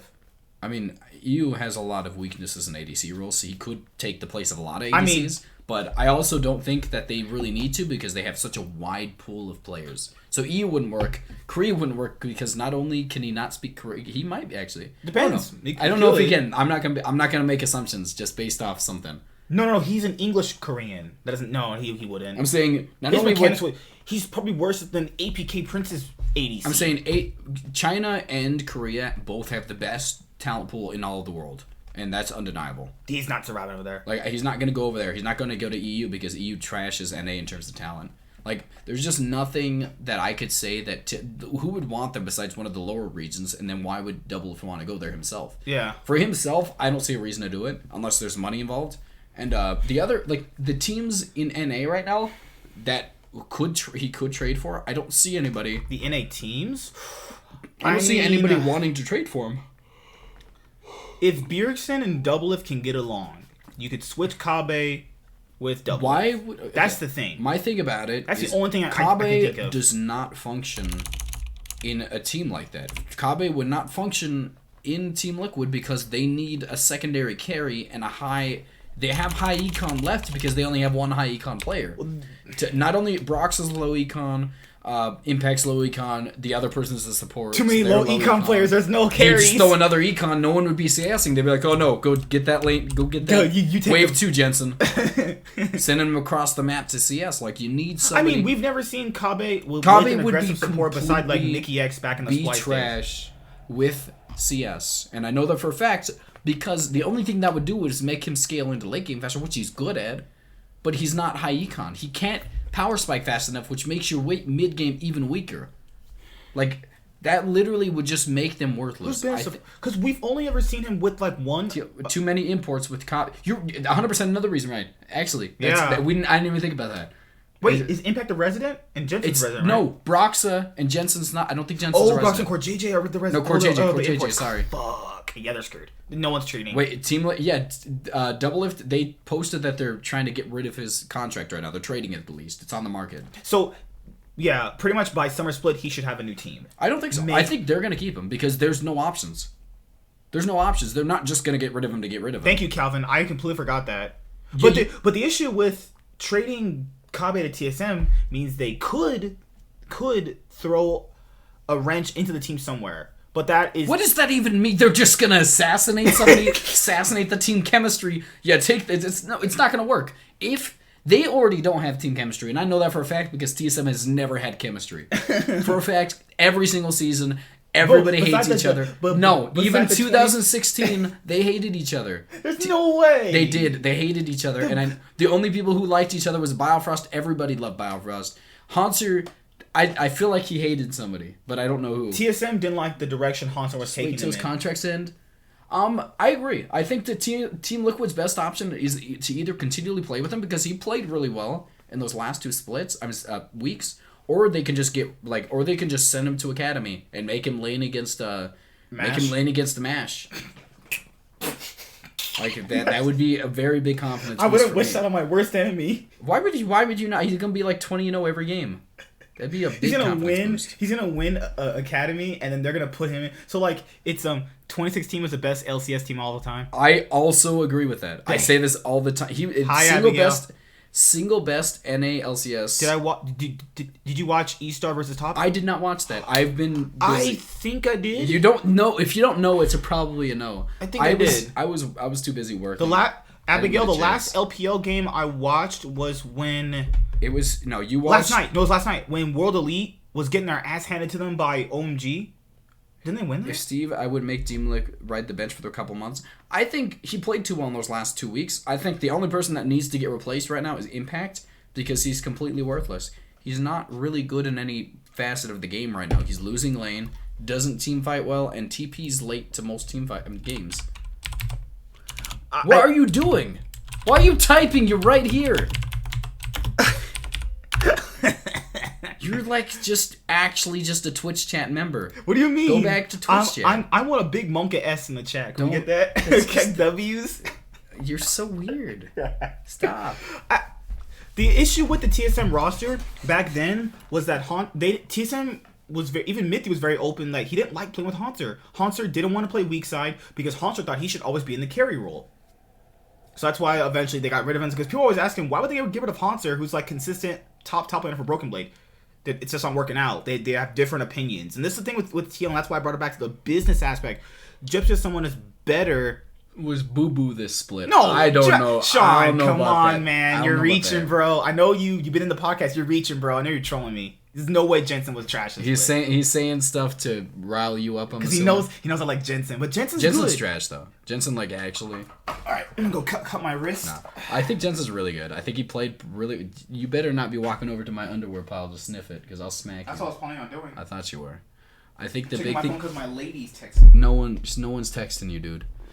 Loco throw a hot take that Golden Guardians would take Doublelift because somebody in Golden Guardians is a friend with Doublelift in his video. Impact is the second best player on Team Liquid. Not this split at all. I think that the first best was obviously Jensen. The second best is a toss-up between nobody. Maybe Core JJ, maybe Broxa for the small amount of weeks. Can't really judge Broxa though. We didn't see him even see what he always talks about jungle support synergy. Jensen is trash. No, Cap, you guys are tripping. I'm not even sure what's going on, to be honest. All right, who are you taking in a best of 5? Jensen or Ryoma? All right. Okay, that's not fair. Come on, Jensen or Golden Glue? Okay, stop. Jensen or Pole Belter? Come on. Okay, I don't know about that part. Jensen literally played better than Pole Belter in his 3 games that he played. I'm not sure about that one. Come on. Pole Belter played really well the few games he played. People only remember that Syndra game. Jensen had a lot of games where he can't make an impact because his team is basically cutting off all their hands and running it down mid. They might as well put this play without keyboards display. That's how bad they're playing. I'm just gonna point out, like, they say crazy stuff and you follow it up by also saying crazy stuff. Like when you're talking about trash mid laners, I don't think I would put Pobelter in that. But Bjergsen is MVP every season. It's Bjergsen he's a crazy TSM fan. Ever doing good that split? Okay, Bjergsen was trash. Like, Bjergsen was not trash this split. I don't know why I said that. I was aggressive. I don't agree with Bjergsen being MVP. I think he's top 10. This split. I think he was top 10. Yeah. He's like the 4th best mid this split. How is he? 1 core JJ, 2 impact. What are you talking about? Calvin, you're throwing me off because I thought Calvin, what are you doing? When you were saying stuff at the beginning, when you started talking about... You're talking sensible. No, when you were talking about riding the bench with the double lift, I was like, this guy makes sense. Now you're just like throwing impact in top 2 and impact in top 2. That's not crazy. Sure what's going on anymore. Like, first best it could have been Core JJ. I'll be real. Core JJ or Jensen is fine. Or Jensen is fine. No, I don't know why I said that about Bjergsen. I actually always suck up to Bjergsen, but I just felt the need to disagree with you. I 100% agree that Bjergsen's great. He's not MVP. Licorice on TL, that's kind of spicy eventually. Why in the world... He's talking Oh, no, later. like. He said He said like. I was like, why would they... Everything triggers him. I could make the channel get like 20,000 subs. The only reason you're a loser. Okay, I'm not that. I don't say that. Every time I talk to you, you say crazy stuff, and I'm like, that's stupid, and you just like... I said, Sneaky could be a great low econ NDC for TL. They need high econ, and I said it 70 times to you. Oh my goodness. That's why I got angry, because you kept saying, good, he's low econ. And I said, wait, who's going to CS now? Is it going to be me? Am I going to go on the stage and get a 6 computer up there so I can CS? If I went on stage, I'm blowing kisses to Ovly May. That's what okay, no, she won't. She'll just throw up. She'll gag. Don't do that to her. Jensen is still holding Zonias from TSM final. You know who didn't hold their Zonias? Faker also did the same thing that split. What I'm saying is, you know who did not? It was Ignar who built Zonia's first item for 3 straight games on Rakan. 3 straight games he built Zonia's first item. And I'm like, I've never seen that before in my life. Maybe it happens without my knowledge. Do you see it all the time? I don't know. I don't know. I don't pay attention. But I think that's one of the more insane things to me. I think that it worked out really well. I understand his mindset. He's like, if I don't do anything, my team is not going to do anything. But he built that straight into a stupid stone plate gargoyle. Yeah. That was just like, he was just trying to engage and not die afterwards. I mean, hey, have you guys noticed that ever since Rakan came into the game, Alistar is just non-existent? That's because... That's what I noticed. Not only is he Alistar counters Rakan. But the thing about it is, he's a better version of Alistar because he can get back out. Mm-hmm. Alistar is literally, he gets in there and he hopes that you can't kill him through his 70% resistance. So this is what I was thinking. I was thinking that eventually, like in Yu-Gi-Oh, they were making cards that power crept basic cards. So I think that eventually in League, they're going to make champions that power creep other champions. Like basically Set is a better version of Garen. Bjergsen was the 2nd best player on TSM that entire series. I agree. I think Bjergsen played really well that series. Bjergsen played really well. See, I'm not saying he didn't deserve MVP voting in the regular split, but in playoffs, yeah, like 100%. MVP voting, I think you could put 4th best mid as your MVP. That's crazy. 4th best. He was like the 4th best mid. Name off mid laners. Yeah, Miski, Jizuke, and Power of Evil. He's comparably Jizuke was too bad at the beginning of the season for me to put him up there. Jensen was playing more consistent and better the whole split. Jensen was not better than him. This man is a Bjergsen apologist right here. Yeah, Jensen was not playing better than Bjergsen. If Bjergsen came in this room right now and hugged this man, I literally, I kind of put, like, we were taking a picture one time with him, and I like kind of walked around. You know how normal people like put your arm around their shoulder? He acted like I was creepy. I was like, I wasn't like groping him. I just kind of put my... Do you think if I went to... What was that? You think if we go to the LCS... It bothered me so much. Do you think if we go to the LCS and I see Latigris, do you think she'll talk to me? Who is Latigris? I don't know who that... I don't watch female streamers because I'm not creepy. She's like the girl Dash when Dash is not there. I don't even know who she is. Do you think if... I don't watch post games. I don't know if they're going to nerf stopwatch after... It shouldn't exist. No one thought that we need to throw in more versions of Zonya's invulnerability because it's the single most overpowered part of the game. Like, I don't think it should exist. I don't think it needs to happen. Like, there's no need for it. It doesn't... Stopwatch is unnecessary. It nerfs... It lowers the amount of... like, cost of all the items it builds into, and not only that, but you don't need invulnerability so often. It should be something that is it just makes that irrelevant, makes characters like that irrelevant early game because you can't get that early.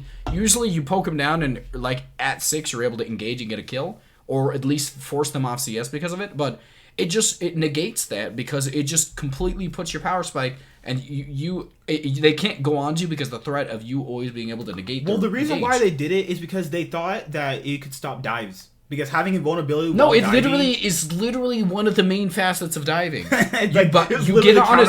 I got dove by a 10 HP Thresh. He went up there, auto attacked me, flayed, and then right when his ADC killed me, he Zhonya'd and let his. And then it was so frustrating. Like it's just unnecessary in the early game because it just enables people to dive. But if Doublelift leaves TL, he is gonna give TL the CLG/TSM treatment. I agree with that. I think that honestly, Doublelift played pretty well in the last 2 weeks. I think that that's going to motivate him to start playing well again. Depends what pieces they put around him because you got to factor in Doublelift wants good players around him who will listen to him. The issue why he got that before was because those players listened to him and he got star caliber players afterwards. I'm going to say I don't think Doublelift's going to work right now on the lower tier teams because he's not able to build. They're not only missing ADC points. I don't think he wants to go on any of those teams, and Team Liquid doesn't really have anything to get from them. This roster could work. Now, depending on what they do, Golden Guardians have shown they want to make at least better results. Who in the world do they offer? I can't even offer anybody. He's like, offer somebody right now. What if they bench Golden Glue, offer get a player, Pole Belter offer from CLG? How? Just trade him. How? Golden Glue could be. How do they trade him? They go. Do they literally rob them and take him with? You are just like literally just hypothetically putting all the like. That's how like the only time that's ever happened in existence is somehow G2 put the best players in their region in every position on the same team, and that's the only time that's ever going to happen because it's not realistic. No, G2 is my least favorite team on the world because they are not. No, they are not a good representation of EU as a whole. They are oversaturated with talent because the EU is not that good. EU is not that good as G2 is. They are. That's just their best. If NA had all their best players on the team, they'd still suck because NA has no talent. My theory is okay. Hold on. Just swap Golden Glue and Pole Belter. So Golden Guardians would have Pole Belter, Doublelift. Oh yeah, closer. They're gonna swap Pole Belter, who is the main chocolate on their team, and brought them from complete trash to like starting. They almost made playoffs with him. Make Doublelift play with Matt. No. Okay, so was this genuine? Did you actually mean all these things? Because they have nothing to offer to Team Liquid. No, because Doublelift wants if he's even gonna get traded in general. I'm telling you right now, how in the world do you trade Pole Belter for Golden Glue? Tell me a realistic situation that happens. You can do what his mom says. His mom said he works harder than a lot of the other pros. His mom is awesome, and I liked her. Okay, put Bjergsen on C9. They don't lose a game. I actually think I agree with that. I think that I said this earlier. But it's one game though. It doesn't make that big. Niski is not as good as Bjergsen. The reason that if they put him on there, the problem is they'd have he wouldn't be the main chocolate on that team because I know for a fact Reaper would smack him. He needs that, and I think that would be a great turning point for his career. Putting Bjergsen on your team changes culture. People don't understand. No. Adding a new player like Bjergsen in changes the culture of that team. It would only this culture only exists on TSM.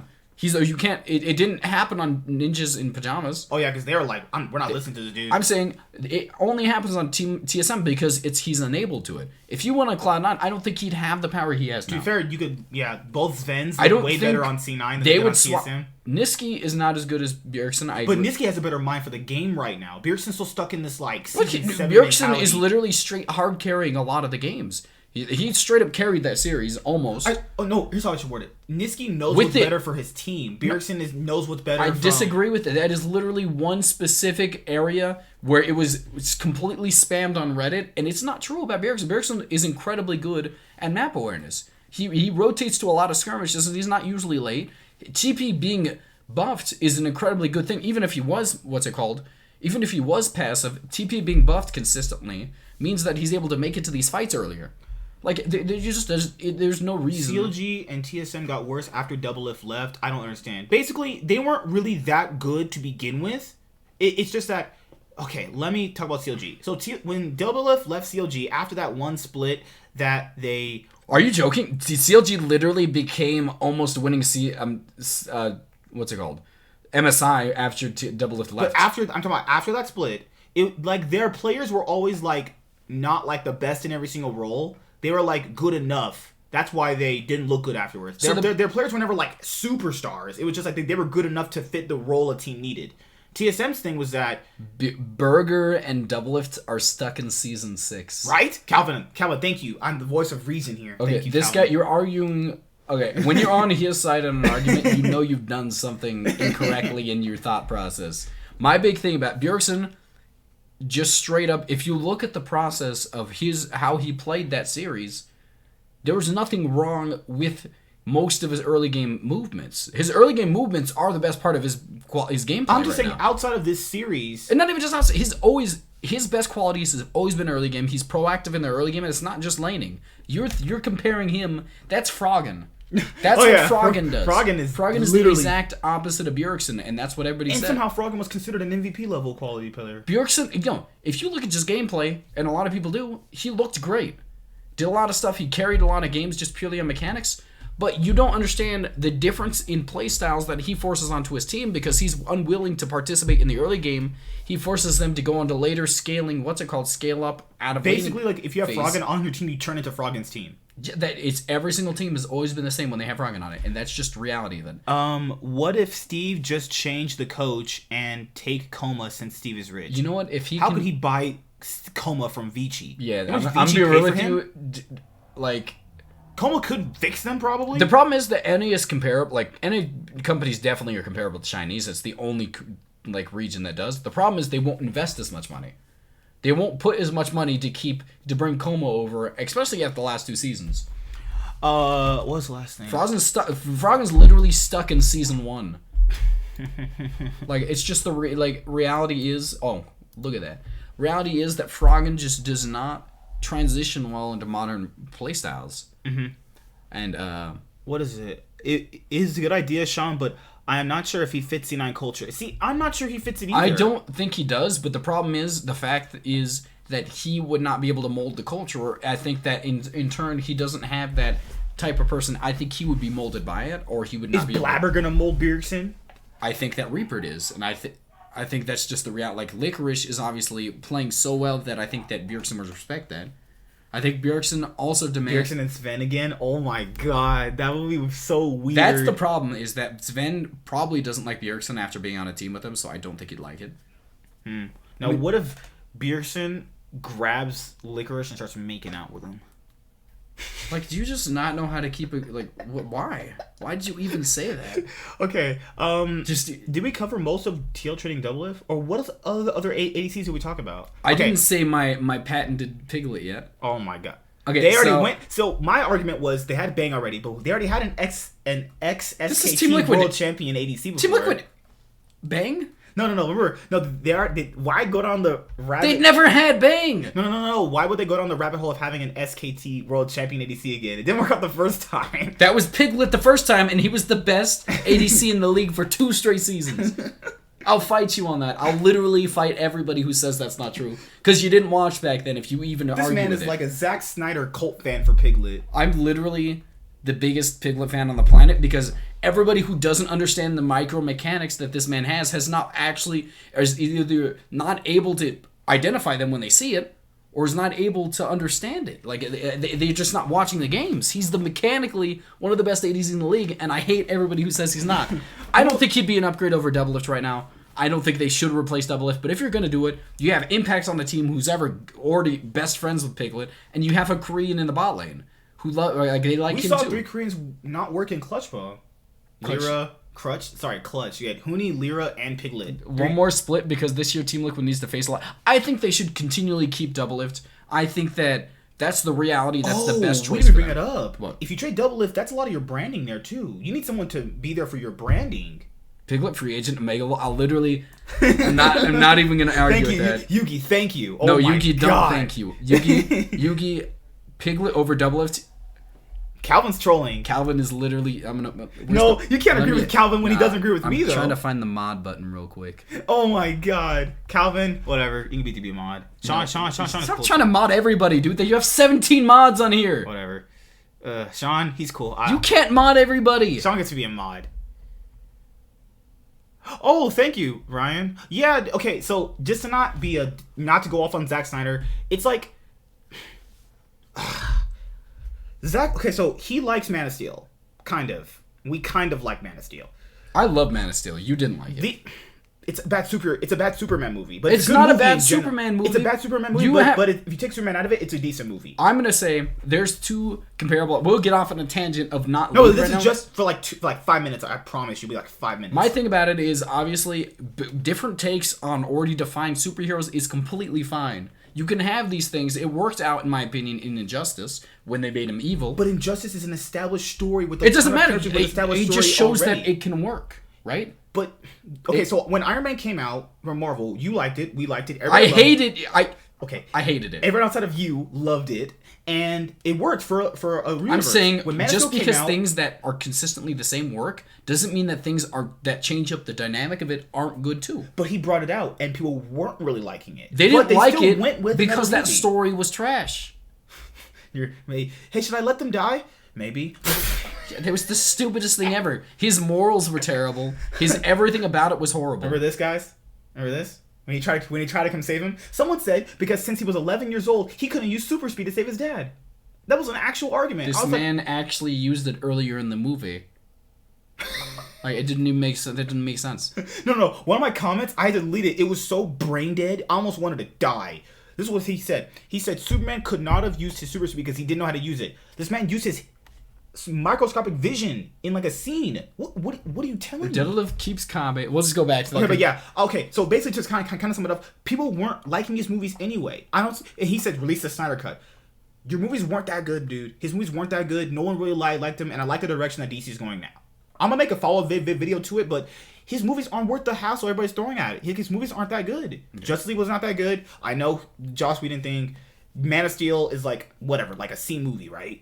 BVS is like a D minus. Like, come on. Suicide Squad was also bad, but he kind of didn't, make that. But yeah, I just don't like his movies that much. Do you like Sucker Punch? You ever watch that?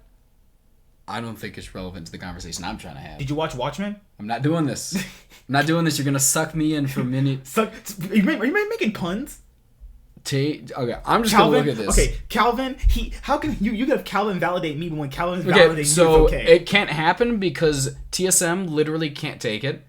No, if they trade the bot lane, it would get rid of one of the imports for Team Liquid. They would have two at that point. TSM could not trade it because they would have a Core JJ, Broken Blade, and they would only have that'd be two imports. They could do it. It definitely could work. They could definitely trade straight across because bench doublet for Piglet. Oh my god, you would love that. Jensen, I don't think is an import. Impact is not an import. So they'd only have two imports at that point, right? Yeah. Taylor would revel in that. He would be like, hey, Doublet, sorry I took your job, like Mike Young did. Oh my god, that would get so much flame. Is going back to TSM for trade. Doublelift is going to go back to TSM for a trading comp. They're not going to do it. They can't trade him, but I think that if Team Liquid keeps Kabe, what happens to Broxa or Core JJ? No, I would get rid of, if I had to choose, I would get rid of Broxa if I kept, but I don't think I'd pick up Kabe. No, but the thing is that if they could get past, certain import rules by moving roster around, if they did get Kabe, is he worth this much, though? Okay, I will go... You said they want to carry. I don't know if I've said this before. I don't know if I've said these words before, but he is low econ ADC, and they have that is a spider right there. Where? On me? No, it was in your curtain. I don't care. Swear to God. They made it seem like it was on my forehead, and I was freaking out. So, they have one high econ player on that team, and a bunch of low econ players, which means that their mid game would be terrible. And I will say this for the 30th time: if they don't have a good mid game, they suck, because that would just force them to be an ever-scaling comp. But they can trade two players. Kabe plus Bio trade with Doublet plus Core JJ. I'm just saying, it could work. It would not work for Team Liquid. Yeah, the thing, but TL's only probably going with it from the business person perspective. They're not going it from a. I'm saying they would not only force themselves into a full-on late game scaling comp because they have two late game scaling. They have a bunch of players that don't take resources early. Piglet 2.0. Someone should type that in the chat. What you say? Kabe would be like Piglet 2.0. Okay, I'm gonna ignore all of you guys now. None of you guys are my friends. None of you guys talk to me anymore. None of you guys talk to me. So I think that the big thing about it, obviously, is if you don't have this early game sustainable thing with like actual resources being funneled into somebody, you won't be able to scale into mid game because no one will have those items or at least know what to do with them early game. No, you take that farm. So they would be forced into team fight, either team fight mid game, which would mean they scale. They can't make it into late game, or they wait until late game, which doesn't work in this meta. They can't do it. Like that would be a terrible choice for them. I think that Kabe would work horrible on that team. But the only issue that I can really give it is the business perspective. That's the only way it works for them. But then they're not huge downgrade. It's not even about downgrades. It's about they don't have a team built around a bot lane that can scale into late. Bringing in Kabe changes their whole team dynamic. Is what he's saying. Well, I mean, even just keeping Core JJ, it still slows down the pace of the game even slower than Team Liquid already is. TSM needs to do something to bring back Double Lift. The year they had Double was one of their most successful in a while. They need to move away from relying on 100% on Bjergsen because he's no longer the best. But they relied on Broken Blade for most of this split. They did. I think that Bjergsen is still one of the best mid laners for sure. I think that they 100% could do well with bringing in what's it called? Bringing in Double Lift because again, it's a definite upgrade to their early game and he scales pretty well too. Like they would even he has a few shot calling elements that. And if they get far enough ahead, maybe they can't lose late game because they're up 20,000 gold, and that's maybe their only choice. But TSM have this perfect idea of playing the game. They don't. They literally their mindset about it is right. Their way to go about it is wrong. Oh my god! And they will never improve if they just go continually get better early game ADCs. It's not going to happen. Their problem is still relevant to this situation. Is they are not good. What are you doing? No. Who did I make a moderator? I forgot. Just forget about it right now, dude. Oh my goodness. I forgot who I did. Oh my goodness. He's like, forget all your opinions. Okay, this man wants to mod everybody in the chat. And it's just like, you have 9 viewers. I just want to see everyone just try to ban each other and they can't. That'd be so funny. The only thing it would say is you cannot ban a moderator. And that's not as interesting as you're thinking. It's just... Okay, yeah, because Bjergsen's no longer the best. I mean, it's hard to say. Some seasons he's like the best mid, but I think people only say he's the best because they're living in this like past mindset. Because it's not about bot lane, top focus, or Rift Herald. I actually think bot side is actually where you want the focus at, and I think that bot lane is one of the reasons you want to focus it is because of that. I think that you always want to focus top side because of the fact that it can get you gold for your top side, but the fact is you will have to get dragons early game. You get dragons early game, the more dragons another team gets, the more desperate you have to be to force into going into Fog of War to go get vision for it. Like, if they're at 3 dragons, you're at 0, you have to walk blindly in there to go check it. You can't just let them have it. So that's the big thing about that is top laners themselves, bruisers don't scale well. So you have to end early game. But the game won't end early enough if you're continually losing dragons because they'll have the stats to beat you. And then once they get soul, it doesn't matter if you have 6 players on your team, you still lose. Because the issue with TSM or even just top laners is that we saw a lot of top laners get ahead, but they can't do anything past a certain point. It's top laners meta right now is bruisers. Bruisers suck, and that's just what it is. Bruisers suck at team fighting, so you're forced in a team splitting. That's why they're buffing TP right now, because they want this fun-looking meta to work. So they're just trying to make it just completely unhealthy for the game by buffing everything. They even buffed percentage of XP. Now solo laners, if you're soloing by yourself, if you get solo XP like from a kill, you literally gain even more. You gain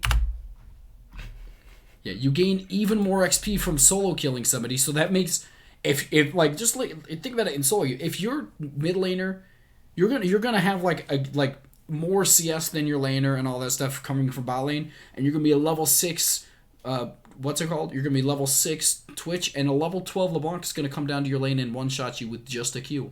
What because if she doesn't land her spells properly? It doesn't have to. It's point and click. You can't miss that. She's just gonna go in there and click on you. You've miss point and click stuff before. I have seen you do it. Yes.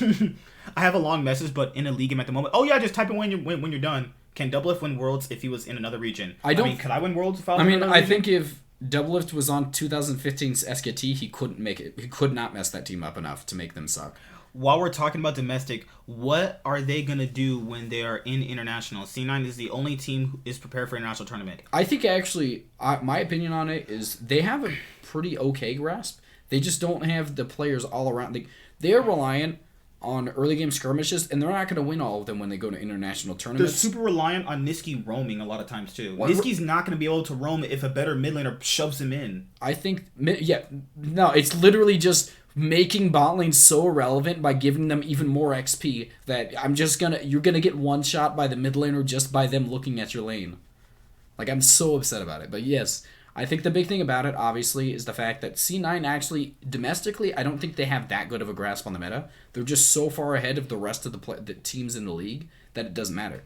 Like their understanding of skirmishes is so much better because usually their solo laners are winning, but their kind of way or style of play is going to fall apart once they find a mid laner who's able to dominate, which is literally every other region is going to dominate Niski because he's not that good of a mid laner. Well, the issue is that he focuses on shoving the laner out with a certain matchup. Even if he shoves out, he still is going to be worthless. No, but he can't shove out a better mid laner. He'll always be behind. You can shove out better mid laners if you get the pick at certain points. Well, if you get the picks for it, you can always shove out early. Yeah, like their draft basically has to be Niski getting the aggressive pick to win them early game. Most games you don't have to worry. The reason I think I agree with that to an extent is because solo dragons themselves, the stats themselves are not much. They're pretty minimal. They don't have much of an impact on the game themselves. And you honestly, if you have the ability to come back in the early game, you have complete control of getting 4 dragons, which is better than 2 solo dragons. Because if you get 4 mountain dragons, it's way better than getting 1 ocean, an infernal, and then a mixture of 2 mountains. The problem is that not only does it slow the pace of the mountain soul down, you have to rely on the fact that you're going to get every single dragon from here on, and it forces you to take even more desperate plays. C9 plays similar to Korean teams. They play so proactively and aggressively, and most teams in North America play passive and wait till late game. I think that's a little flipped around for Korea, a little bit, but Korea's aggressive in their early game, definitely. The problem is that Cloud9, my big thing about it is they don't force like TP plays or anything. Their big thing is they're forcing skirmishes in like the jungle and stuff, and they can make TP plays, but it mostly around roams from Niski, around roams from the like ganks from Vulcan. What's it called? Like Vulcan making good engages. They don't have good, in my opinion, good TP plays. It's not really in their their repertoire, which is something that is necessary. Repertoire is like literally a small word, and everybody uses it. I don't want to hear that. Repertoire. And it doesn't. It's not even. It's because of the whole Korean thing back in like season 6. You know who has the best grabs on the meta right now? Grabs of the really. You know who has the best grasp of the meta right now? It's just purely based on what they're thinking about. TSM. TSM knows what the meta is. They play. They like just besides the pick. Sometimes they know exactly what you're supposed to do. And how's that working out? The problem is they don't know how to do it. It's not about having a grasp of the meta. It's about having the shot calling to do it. Mm-hmm. You need the shot calling to be able to make these Cloud9. There's a lot of teams in NA who have a pretty good grasp of the meta. They just understand it to an extent. They just can't do anything. Like, there's such a different, massive amounts of different playstyles in NA. Just every one of the playstyles that just kind of work a little bit, they just don't have a shot caller or they suck. But the issue with having a bunch of those Korean teams back in the day is we're still seeing the repercussions of a past meta that doesn't exist anymore. Like a bunch of these orgs have like Korean coaches, and it's literally just them all thinking the same thing, playing late game. Like we're in like season 7. That's what is that thing? Nice. Wake up everybody. There we go. Wake up Frankie. My dog is gonna bark for a while now. Good lord, I love Frankie. But yeah, I just don't understand like the teams. I would rather have 2 heralds and tower plates than dragons, but Soul is nice. Soul is a lot better than any of those things. Yeah, Soul is nice. If you can get control of the first 2 dragons, like again, it forces them into other stuff. Obviously, Rift Herald is useful because it gets you gold early, but getting 50% on a secondary, like it also helps shove out. But getting 50% off the shove, if it's just a solo and it doesn't hit a tower first, it gives you like 50 to 60% of a tower's HP on the second tier, and that's honestly not worth a dragon. You have to be able to take the dragon. I mean, the what's it called? And you have to be able to take the turret. And even taking the turret, if you like, what's it called? If you don't have the winning top laner, that doesn't really make a difference, like marginally. Like all you do is essentially what you can do is you can force a longer soft shove, which means that the lane will shove for a longer time, which you don't have to react to it long enough. Like you can freeze it from your inhib, from your first tier turret, and it will shove for about a few minutes instead of just immediately it gets to the first tier turret and crashes. Do you guys still remember when TL won against IG? Yeah, I do remember. But where is that team now? Yeah. That's not a good team. That team literally benefited from... Not only did they consistently build cannon on, hitting on stuff, they built a bunch of 1-3-1s and they constantly tried to force team fights. That was straight up IG playing terrible. People have to remember, IG were winning the game. They were winning lanes. They weren't winning the game ever. They literally never had a good, solid grasp of the game because they were stupid. They were playing dumb. Freaking Patrick Scientist Carpenter meme. They just know, that's my big thing about it. They know how to win. Their coaching staff and all that stuff, they literally see all the rest of the teams and they're like, yeah, we need to do that. But you know what? They just don't know how to do it themselves. They literally just have a bunch of people who, it's just a bunch of smart sounding people who kind of understand just what's going on, but not exactly how to do it. So Damien, since you said TL won against IG, now we're seeing the version of G2 that destroyed TL. That's basically the version we've got all split. But to be fair, this is the thing though. People don't understand. Xminty was with them when they beat IG. I think that Broxa and Core JJ don't have the type of synergy. Broxa is not the type of leader that Xminty is. I think Broxa is better than Xminty, but I think that Broxa is not the type of player that TL exactly needs. But I honestly think that's 100% true. I think that it seems like the chemistry difference, even if you brought in a better player, it shifted once he left. Because Broxa is better than Xminty in every aspect, but he's not better than cohesively talking to his team. Because remember, they kicked Broxa off Fnatic for not basically being communicative. Remember?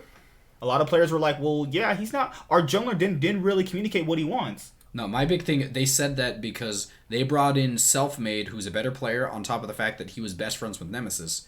Also, he worked better with Nemesis, too. Nemesis is completely a child, and I honestly would despise him being on my team. I'm really, really good. I want to talk to LS.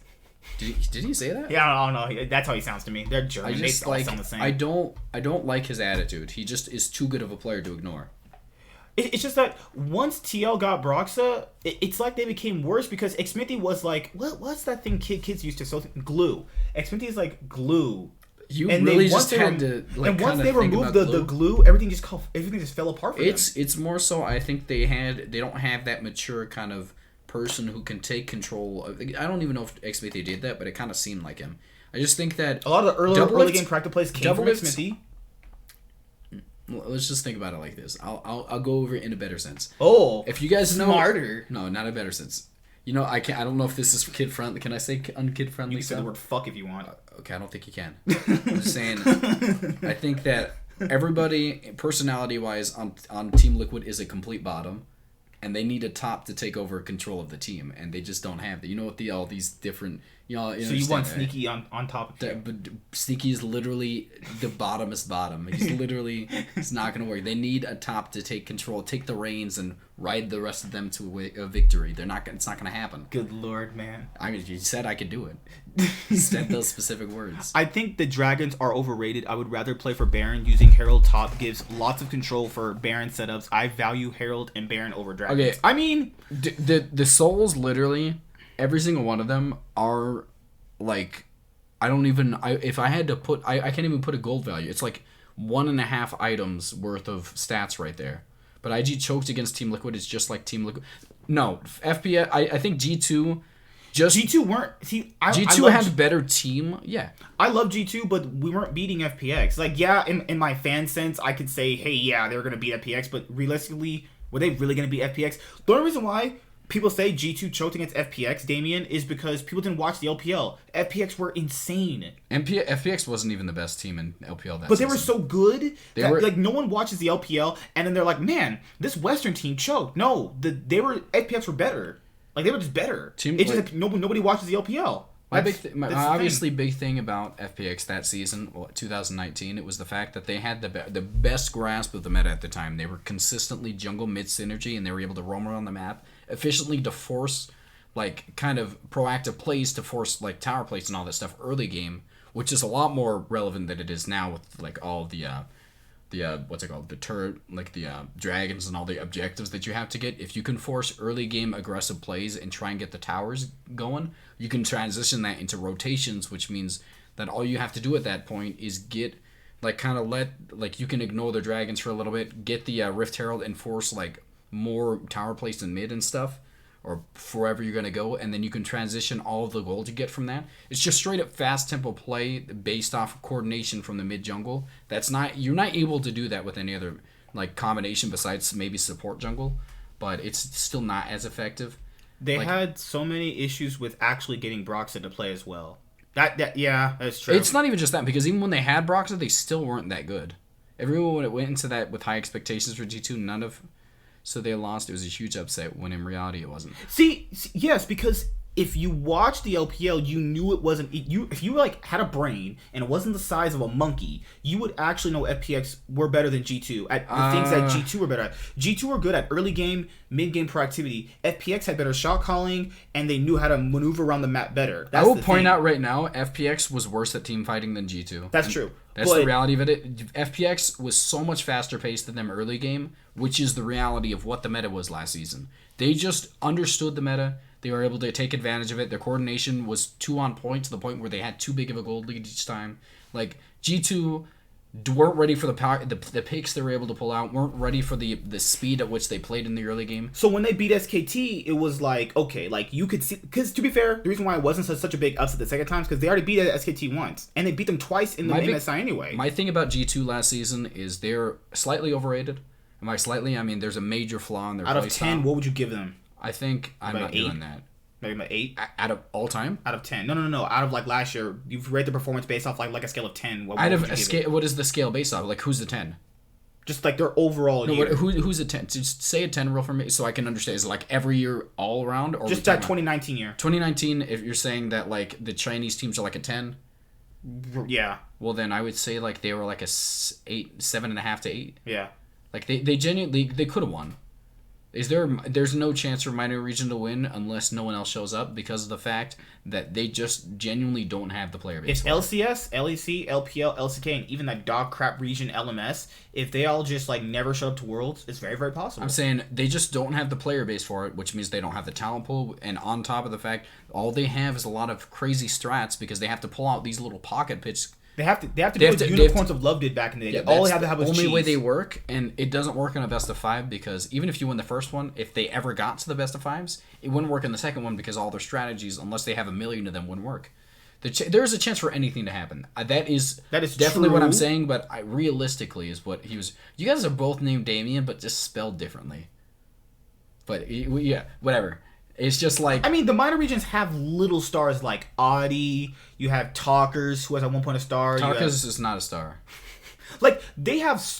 who's that? Sarah? No, Sarah's is garbage. What am I saying in my life? I'm saying... They have stars, but their stars are not... Their stars are like the NBA's worst team stars. My big thing is there's just not enough player bases for any of it. I mean, just look at the LMS with the combined... They combined Taiwan and all the rest of the regions. They don't speak the same language, like some of them. I would give G2 about a 7 point. Yeah, like if you rated their performance like on a scale of 10 all year long, all splits, all MSI Worlds, I give them about an 8. Because remember, this is the same FPX this is the same FPX that lost to JDG when they had Imp. Are you kidding me? Like, Imp was literally straight up they were getting destroyed by what's his name in the top lane? Kanavi? No. Gimgoon.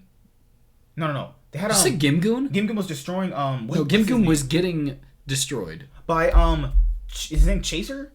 Chaser that's his name, is right? not Chaser. No. We'll forget about it. I'll remember his name later on. Zoom. Yes. There you go. Zoom was tearing him up, and that's really what it was. Zoom and Imp just straight up dominating them. I think the reality is, if it is, that's an upset though. China has like triple the talent that EU has. China has a better understanding of the meta because they just basically rely on talent to carry them through it, and it really that's all that matters. Like, the people always say G2 choke. In reality, they don't. Damon. I'm Damon. Oh, they're like I'm Dirty Dan. Okay. Oh, sorry. Oh my god, he doesn't understand internet monka-esque Twitch. Stop saying monka-esque. It's not something you say in words. Can we get some keck W's in the chat? It's not. There's no emojis in this chat besides the little. Like a little girl when he did it. What is the confused? They have girl? emojis in here. They have literally get our own texting emojis. We can get our own emojis if you like work with Streamo.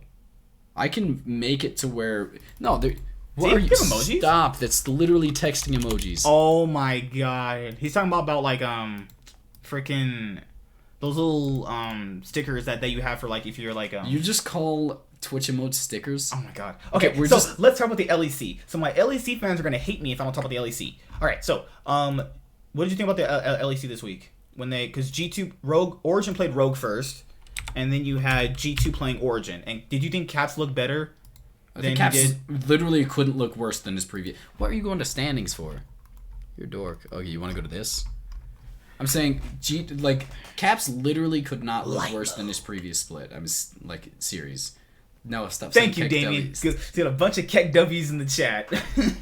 Don't listen to this. Don't listen to this man. He's no fun. Like we take him out to bars. He's like, no, I won't talk to girls. This man literally just sexually harasses girls for 30 minutes and then wants me to associate with this dude. I'm in a relationship, so I don't talk to girls. They're gross. They don't talk to you. What are you talking about? Girls don't talk to you, dude. You got lucked out and found one that was a little bit crazy enough to date you. She's like, she's my Mamacita Loca Mendoza. She doesn't say that because that's not even Spanish. She wants a sexto with cochinos. I'm just not going to talk to you. Okay, so my big thing about it, obviously, I think that, I really think that Yanko straight up hard carry this. Like, Perks was terrible. This is the worst. In which series, though? We're talking about the last one they just had against. When they play against Origin, right? Yeah. Perks was complete trash. Perks was complete trash this series, and it was one of the biggest disappointments for me because I don't think they've ever won. He's usually one of the bigger reasons as to why they win, but Yanko's had to 1v5 this game against the entirety of Origin. Caps played better than his previous series, and I like that he understood the criticism that he was getting. He didn't understand anything. He literally just couldn't play worse, so he played better. If the floor is that low, yes. Like Mickey X, obviously, I think that everybody played poorly besides Yankos. I think Mickey X. It's so weird though because he played so bad the previous series though. Yankos is just a good player with a pretty good ability to play the jungle role, and jungle is so influential now that I think you either pop off with him or you just get a complete trash. But G2's early game is also so dictated by Yankos that if he plays bad, they play bad. Yeah, I get it. I mean, 100% what it is. Origin... See, you know how Frost Garen says stylistically a lot? No, to be fair, Origin is stylistically so much different from G2 they are never going to be. My problem is that they're literally I'm not sure who the worst mid laner was that series. Like they're both completely trash. But Nukeduck was playing so terribly out of lane, and that's why he played good in the LeBlanc game. He played terribly out of lane. This guy didn't watch the games. He literally was not good outside of the lanes. I don't understand. I don't. What do you want me to say about it? Nukeduck is slow paced. I mean, he's fast paced, but when it comes past 25 minutes, the only thing you can do as LeBlanc is assassinate somebody, and that's not something I would say is good on their parts. You literally either do it or you don't. I don't think Nukeduck is that kind of player though. You should be giving LeBlanc to. I don't think he's the caliber. I mean, he's pulled it off against weaker teams. If Faker retires, is there a chance for a new GOAT to come? There always is. I mean, it's literally the moment he leaves. I mean, Rookie and Shy are considered. Eventually, I think are going to be considered GOATs because they're actually insane. I don't think they are going to be considered GOATs because not only were their highs not as high, they weren't as meticulous about the game as Faker was. Faker was not only the best mechanical player at the time, he was also the smartest one. But we're never gonna. I mean, we don't really know. We could see one eventually. I'm not gonna say it's not gonna happen. Yeah. I think it might be someone from. I think it's gonna be someone from China rather than Korea. Wait until Piglet comes back and we'll see them GOAT again. Then every single player to let him win, just give him the best support in existence because he can't lane with Xpecial apparently. Xpecial flash stunned somebody that wasn't there one time. There was nobody on that side of the wall. He flash stunned, and he said it was a misclick. It wasn't a misclick. He flashed first and then used his ult. That's not misclicking 2 times in a row. Have you ever seen me play bad? He flashed, whatever. So I think the big problem, obviously, is that the fact that EU is in a really good shape right now because, again, they still have a pretty great grasp of the meta, but the game is slowed down in terms of just being more objective controlled, and it's not just based off gold differences in the early game because of the tower plates and all that stuff. So I think this is a lot better for G2 in terms of, like, not at G2, it's EU as a whole, because this is a lot more centralized around their play style in comparison to China's. Mm-hmm.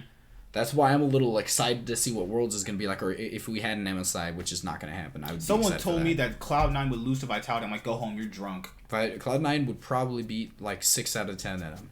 So does SK Gaming and Vitality don't count. They're just horrendous. I think G2 will win LEC. They're good to analyze their opponents. No hate to Fnatic. My problem with it is obviously... Can they beat Fnatic right now? Fnatic's like the best team in the LEC, though. If G2 doesn't swap Caps back to mid, and if Perks plays as poorly as he did, I don't think it's going to happen. I think the problem is that Caps is just not good enough at ADC, and neither is Perks, to be honest, but Caps is good at mid. Perks has a better mind for it, though. It's mostly because Caps is substantially better than Perks at mid. That's the big thing for me. Like, I'm not saying that G2 cannot be internationally a threat with Perks mid. The issue is that Caps is better than Perks It's not mid. even just that. I mean, the reason as to why they lost last year is because of the fact that they just didn't have the versatility in the draft phase because Perks can't play good ADCs. He just doesn't play them. All he played good was Xayah and Kai'Sa. It's all ability-based ADCs. His Lucian wasn't bad, but it's just nothing that can get them to that next step. Like, Perks was a good shot caller, and he's the better mind for the ADC role. Caps' brain is not meant for ADC. Caps is just mindless aggression, and that's not something you can really have in the ADC role, and I think that forcing them to play mages is the only thing you can do with Caps. So I think personally that Fnatic is the best team in the LEC right now, and alright, so the matchups going in is G2 versus Mad Lions rematch.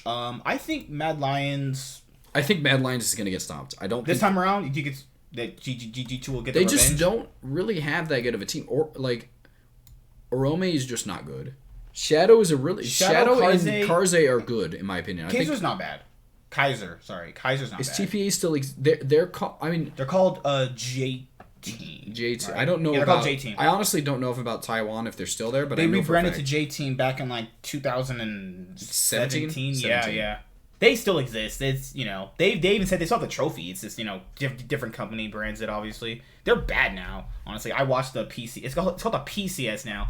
Oh my god, guys! When I say I watch bad regions, someone said LMS team could beat Cloud9. All right, you need to stop talking to me. You Snyder. Those are some Snyder fans. You think Cloud9. Stop saying Snyder fans. The Zack Snyder fans. No one understands these references because you're the only person that likes them. I would say Cloud9 destroy Schalke. Cloud9 beat SK Gaming. Cloud9 beat Vitality. Cloud9 would struggle against Rogue, Misfits, and Excel's fucking garbage.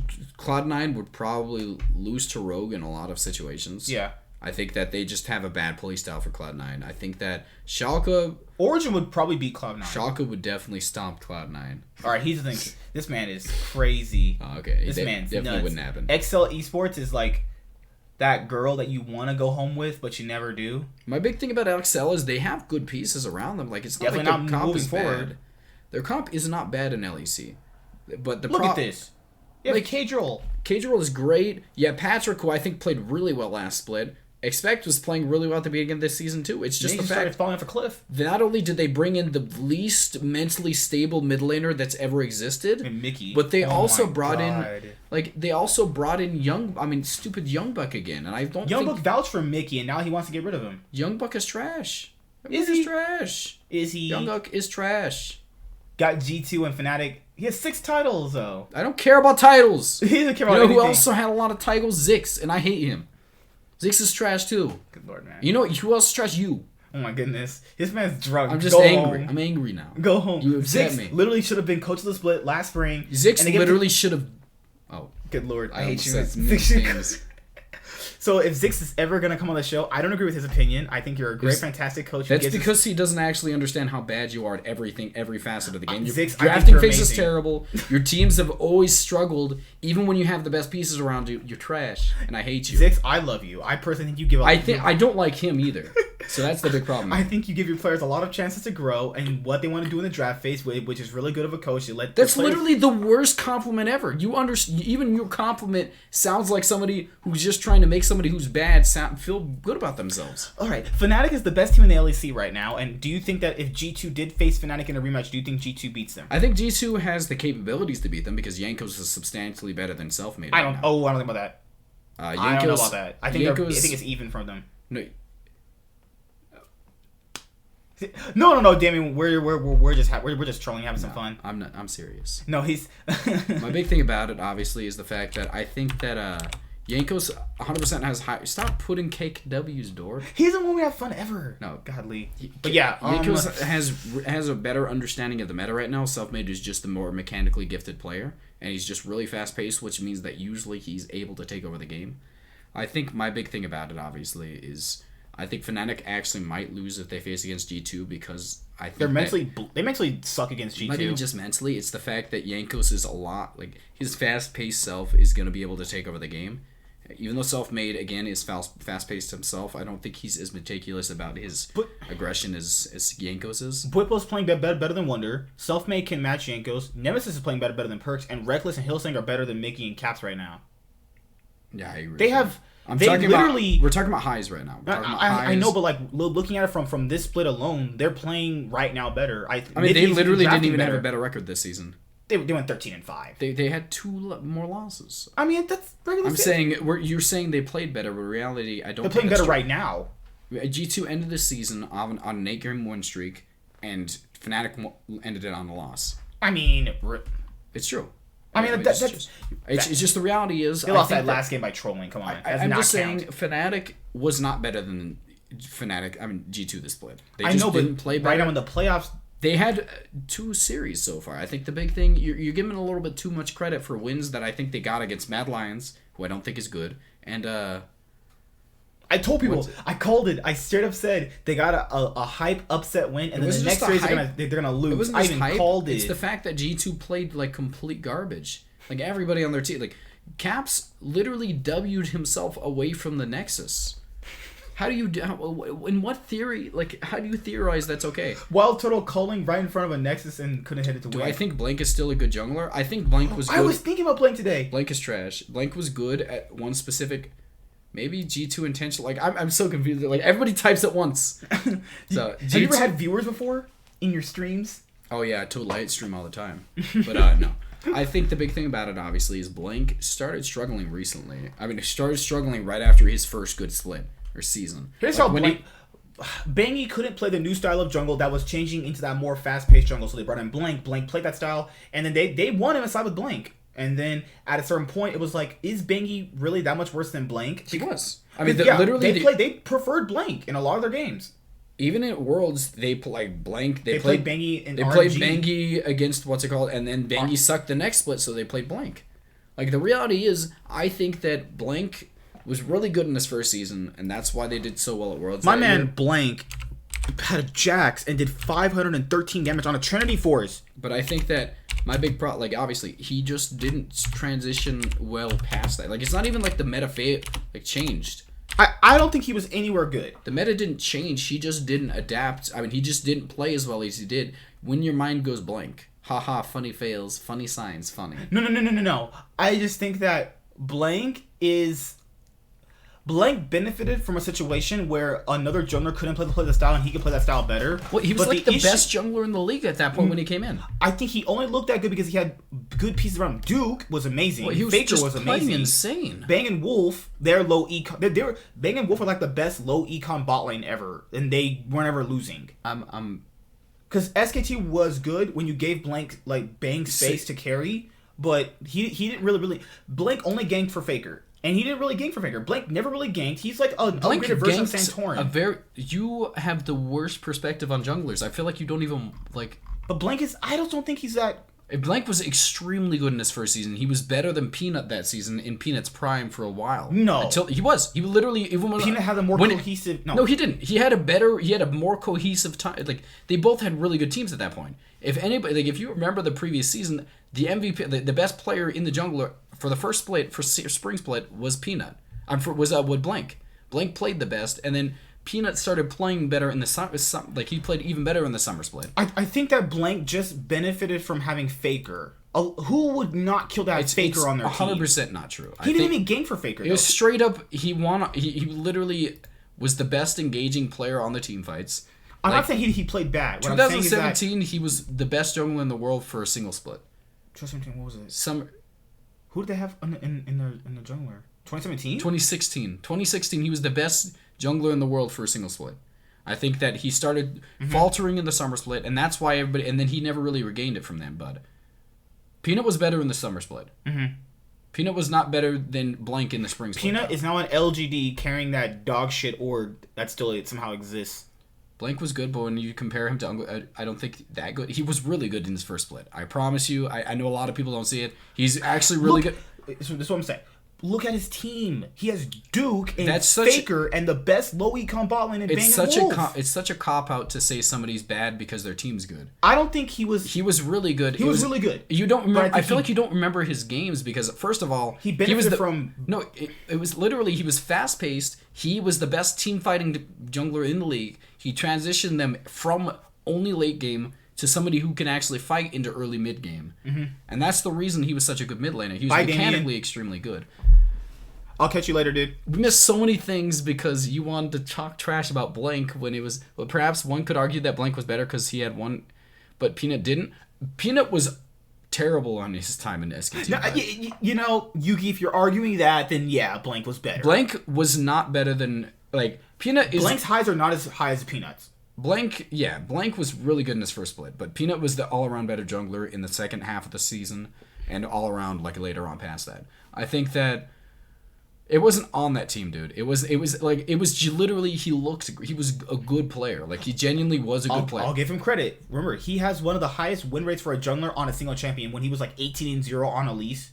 Remember? It was literally and Elise is literally reliant. If you're not good on Elise, your team loses. I mean, that's a nice little, you know. It's literally Elise is the only jungler in the game where if you don't get ahead early game and you're not good on her, you lose the game because it's a 4v5. She cannot team fight. I'm not saying he's bad. Because people are gonna take that the wrong way. I'm saying that he benefited from a meta that his other better counterpart couldn't play, and then later on we finally got to see who he actually was, and he wasn't really that mechanically good. Like he was. That's because you didn't understand the meta back then, because the meta was very reliant on jungler. He's meta reliant is what I was trying to say. Meta was extremely jungler reliant. That's probably the most influential the jungle's been besides last season. Was that season. I think jungle was extremely reliant on that. That was towards the time that we actually had to watch the stupid Ardent meta. And that right before that was the meta he was good in, which was the one that was fast-paced early game. Well, not fast-paced. Oh, remember, they chose to play with Blank at some points and over Peanut. But it's Are you talking about then? He was never better than Peanut by the time as Peanut got into... this is back in the day. Yeah. Back when C9 had to be an SKT. Literally look at honestly, you're even watching highlights and seeing the fact that he's straight up carrying all of these. I know, but the issue is that look at his team. Bengi was Faker great. in his prime, really. You're just comparing players and not comparing the fact that his playstyle was the reason Junglers they did so. Look better when you have better lanes around you. It is a true statement, but it wasn't relevant to this because that's not what happened back then. Okay, but after this year, he did not look that great. After I agree with that. He was bad after that. This man played like he was drunk. Bengi was complete trash by that point in time. Let's be honest. Remember when Bang went to Vici Gaming and they said who do you want out and they all voted Bengi? Bengi was trash at this point. I feel bad. But I think they didn't really have different play styles. Peanut just was a lot like he played. It wasn't just fast paced. He played with slight amounts of like intelligence. And later on, towards the end of a season, he played with intelligence. He just also played fast-paced, but he couldn't do that because he sucked. So it's hard for me to say. I think that Peanut is probably that was pretty hyped, though. I remember that. My God. Peanut, 2016, what's it called? 2006, even 2017 Blank wasn't bad. But 2018 is when he hit the downturn. He was completely horrible back then. Yeah. But to be fair... They had Untara in the top lane. Like, they had Untara. That guy is horrible. He's in the TCL now. Well, on 1907 Fenerbahce. I don't care about him, man. Okay, so we missed so many comments. Conspiracy theory. Maybe G2 intentionally lost to Mad Lions so GG can prepare against Fnatic. Fnatic can enjoy watching G2 in the finals. See, the big thing about it is even if they lose to Fnatic in the what's it called? Oh my God, thank you, Ryan. Because if they slap around Fnatic... Not only will G2 win another split, I can rub it in the Fnatic fans who I do an LEC podcast with. Thank you. G2 better win against Fnatic, but I'm crying. I'm saying obviously that isn't the case because the fact that like they actually, even if they lose to Fnatic, they're still playing. They wouldn't get kicked out of the playoffs for losing to them. Like I really like what's his name? like what is it called? I really like the G2's team. I don't like in theory, I like the players in it. I don't like them existing because you're not supposed to put the best players in all positions on a team. But yeah, blank. They relegated him to Japan. Japan is fun. Japan was fun. I've watched a few of their games, but I just don't understand it. There's not an English cast from it, from what I know. I just turn so I just and I don't like their caster, so I kind of sat there for a little bit, watched like 3 plays, and then got off of it. I can't watch it. I can't watch if I can't at least hear some sort of medium. Like in Korea, you watch Korea, they're just disgustingly hyped no matter what's happening. They could be taking an award and they're screaming. He said perhaps one could argue that Blank was better because he won SKT Worlds, but Peanut didn't. But Peanut, they got to the finals with Peanut though. Like he almost, he almost achieved it. Peanut was not great by the time he got onto SKT, I think Peanut fell off a cliff. We were talking that year, and we mentioned he could not be that good because SKT and TSM have this thing where they want a specific thing, and Peanut is not that player that they need. I mean, they were fine with fast-paced tempo junglers. The fact is that you also have to be relevant at the laners itself. Like, you have to play meticulously as the jungler for them, and Peanut is not somebody who plays with the brain. Like, that's why he actually works really well in China, because it's fast-paced all the time, and that's really good for them. Fast-paced hyper-aggression is something that Peanut's good at, and something that China benefits from. I feel like no one really cares about SKT X members other than Faker, who wins. I mean, people still care about Bang. How do other teams from small regions can enter Worlds? You go through a little tournament at the beginning of the season, like right before Worlds, and they have a big, every one of the regions kind of goes in there. That if you're not a major region, you fight it out, and then if you kind of win the tournament or do well in your region's kind of big thing. Like, if, everybody from the, what is it, the PEC now? The PEC, all the top PCS play in this tournament, and if they win, they go into World... No, actually, no, PCS automatically goes in. Yeah, you're right. They did win an international tournament with Peanut. Sorry about that. Sorry. But, I mean, it's in MSI Worlds, No, PCS immediately goes in, I think. No, their third seed has to fight. Remember, their first and second seeds get in. I don't know how it works in it because Taiwan's combined. No, but remember last year they had Hong Kong Attitude play. What I'm saying is it's combined now. I don't know how that might work differently now. The big thing about it is in the rest of the regions, when they have a bunch of different regions in combined with a bunch of different countries, they make them fight out in this big tournament to get into the play-in stage. But I'm not sure how it works now. But now, if you get first place in a wildcard region, you go into the bracket, the playing stage, and then you have a chance to get in to the group stages. But you have to win. There's no first or second, third seeds like we have. You have to win first for the region, for your monarch. You have to win first. Like Mammoth last year, the Detonation Fuck Me team. Focus me. Oh, you're so funny. Look at that little pun you did. Yeah, so now you got to win first place in a minor region to get in there, and you have to basically hope to holy God you don't face a Korean team in your best of 5 to get to the group. Remember how last year Low Key Esports had to face Damwon? Just look up Worlds Play-In. I mean, no, he's fine. He can ask it. It's fine. I mean... Well, we're just going into depth about something that takes about 15 seconds to look up. I mean... That's why he's saying that. You can see the brackets from last year. The thing about it, a lot of the minor regions did change a little bit, so I'm not 100% sure how it works, which is the big reason as to why I'm confused. But no, you're fine, dude. You can ask your question. It's no question. We have nothing better to do. But I think G2 could be Fnatic, but if Fnatic won, I'm not surprised. I'm saying G2 honestly has the higher highs. I think that Fnatic really doesn't, in my opinion, have that good of a grasp. Like, again, G2 is the better team in my opinion because they have a better grasp of the meta. Mm-hmm. They just genuinely have the better coaching staff. They have the better everything over G2. Over Mithy, you think? Yeah, definitely. Mithy's not proven yet, so I can't say anything for him, and I don't think his drafting phase hasn't been bad, so I won't say anything. But for the most part, I think they have the better everything over Fnatic. Also, if Fnatic win, their fans are going to be so entitled. I'm going to say I expect G2 to win the split still. That means they would have, because they won 4 times, they would have 7 titles. That's crazy. Yeah. Which minor region is on top right now? That people mostly choose from? I think Turkey? Vietnam has been one of the major regions that most people choose. If we have to say the PCS is probably one of the best ones too. Mm-hmm. And then I think after that it goes you got I don't know, Turkey maybe, yeah. Does Russia count?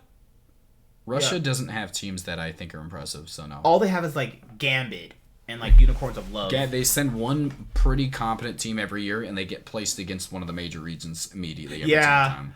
Like if they went into the stupid the other region, like that. If they went into like Group A instead of Group yeah, because they faced Cloud9. Yeah, they would have been fine, but they had to face Cloud9, so it sucked. Because remember that previous year Gambit was at Worlds and they lost every single game.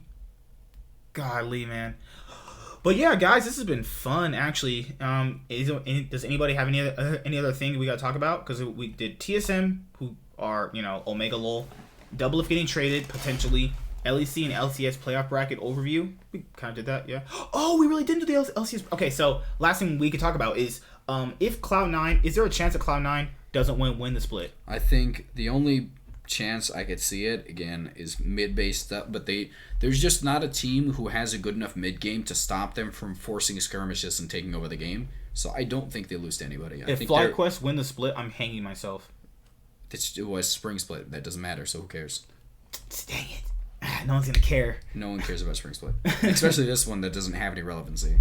Like they just have such an unorganized not only playoffs but like season that I just can't get hyped about spring split.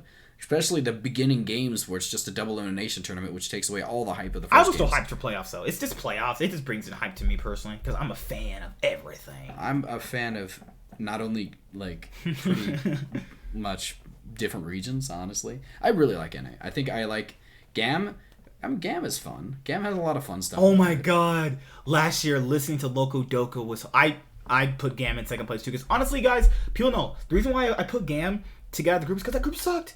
It was FPX, Splice, GAM, Gilby Marines, and put GAM over Splice? I didn't give it. I didn't care about that group. I just didn't care. Honestly, it's like one of those like shitty predictions. Like I put FPX in first, but I put Splice in second, and then I put them at third. Like GAM is good enough to take some games off people, even if they aren't the best. Want them to win. I really like Ignar. Ignar is Wild Turtle is such a cool guy. Like he looks like such a nice person. I want Ruler to win. I really want Ruler to win. He's been so good. He only got one world championship. He won a world championship, but they can't win us. I want my boy Ruler needs to win. He has one world championship more than he had to win worlds with Crown as his mid laner. Yeah, that was brutal, dude. Crown sucked, man. Oh my goodness.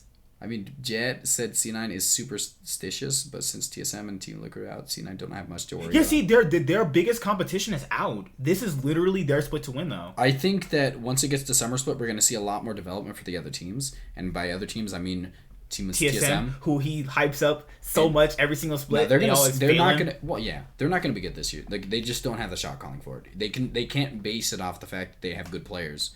That's just not enough. They don't have the shot calling to be able to transition into a mid game. Mm-hmm. It's never going to happen. And they can only team fight. Post that. But I just think that the TSM subreddit, they just want Peter fired. It's like I don't care about Peter. They just need a better. There has to be a shot caller in the game. Boy. That's why they still have Lust Boy. That could be a problem they have. No. It's not coaching staff. It's literally just mindsets about the game. They don't understand how to play transitional games. Bright Gorilla, Sandbox didn't do well this split. I can't believe it. The only thing they replaced was like Joker. Joker was good at points. Joker is that's that X-Men thing you were talking about. Joker was leading them. Gorilla doesn't. You said it. Gorilla doesn't lead people. Gorilla is literally the biggest shot caller that's ever existed in Korea. Like him and Mod are like the top two shot callers of all time. Like look, he was the shot caller.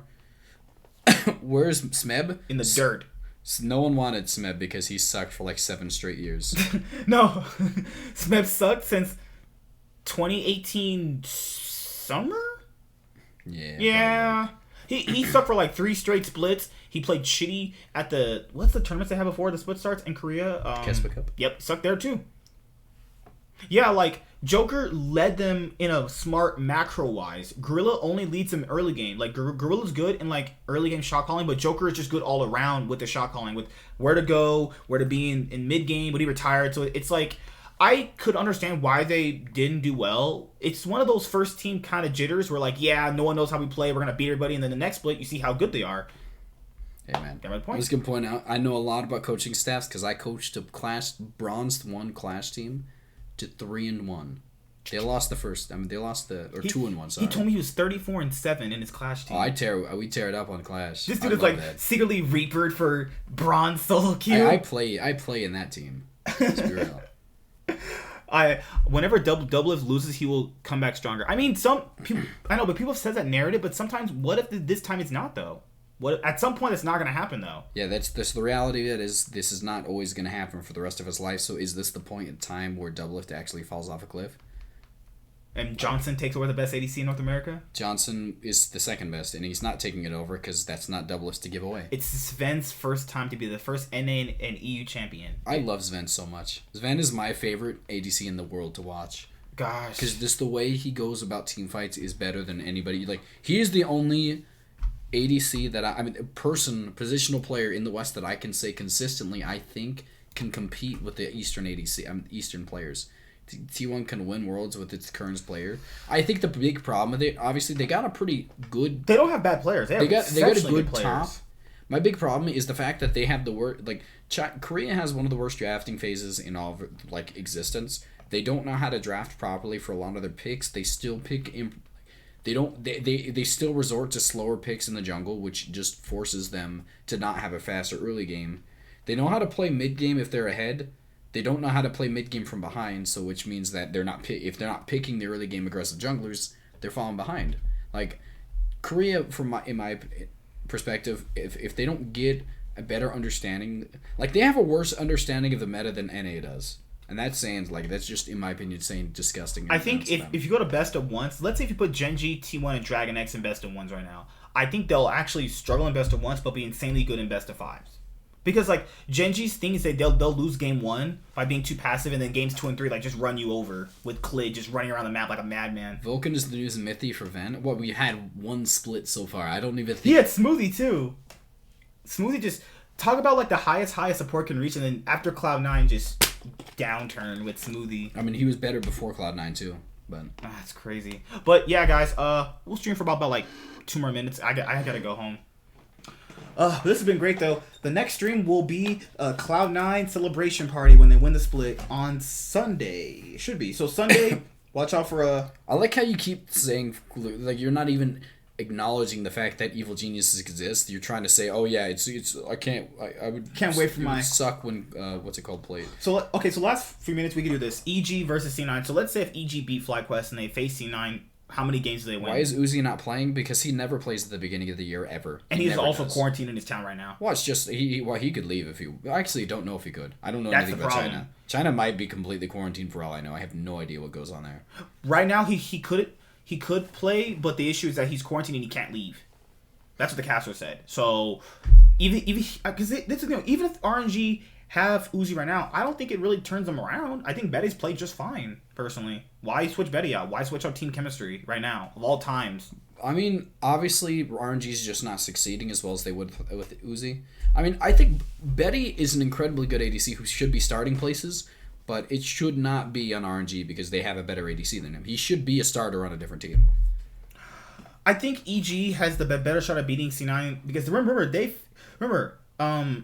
C9 have already beat EG a considerable amount of times. So at this point, do you think that EG has anything that they can really do? I think that EG is reliant, first of all, on the fact that they have a better mid laner right now. I think they do have the better mid laner. Well, you can say whatever you want. Jukesei is playing substantially better than Niski is, and the only reason Niski is the best mid laner in NA right now is because everybody else sucks. Niski is not mechanically as good as most mid laners. He has a skirmish. He forces skirmishes, and it only works because he has a jungler who's always there on top of the fact that he has a better top lane and bot lane than everybody. That's the big thing, a reason as to why I think he succeeds. Oh, we're gonna party, Ryan. C9 wins the split. I don't know if he's off Sunday, but yeah, I'm gonna have a celebration. 60, dude. I've been watching Cloud9 since 2015. Saw him go to so many finals, and Jensen and freaking Jensen doing the 2016 and 2017 ints to get them to the finals. I saw the 2018. I've seen it all, man. I want to see him win a title after eventually. I think they could do back-to-back titles this year. If North America doesn't improve, I could see them winning both splits, honestly. I just, this split has given me such a reassurance that is every team really going to get better for summer? Like, people keep saying, oh, summer's here, now it's time to really try. I mean, is that really going to change them? They look so bad. Like, all these issues aren't just going to fix themselves over 3 months. What are you talking about? Like, moving from spring to summer, just because the mentality is, hey, I want to go to Worlds and we fix our issues, doesn't mean you can. All these issues aren't just going to go over just because you're now motivated to play. So what are you saying is going to happen? after DM decides which team he wants to join? I mean, it's up to him, man. I'm not gonna initiate anything. I mean, let's look at it from a branding standpoint then. Wild Turtle is, I don't know. What are you looking at? You're not looking. You're not even answering this man's question. Oh, I'm sorry, Damien. Do you guys stream after DL decide which team else you want to? I probably can.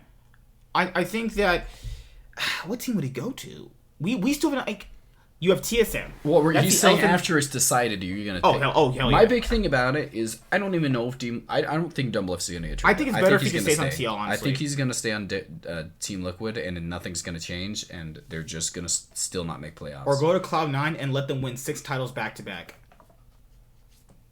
But no, he's remember how in the offseason he said the only person that can really challenge him is Sven, or Sven is overrated and Sven's better than him now.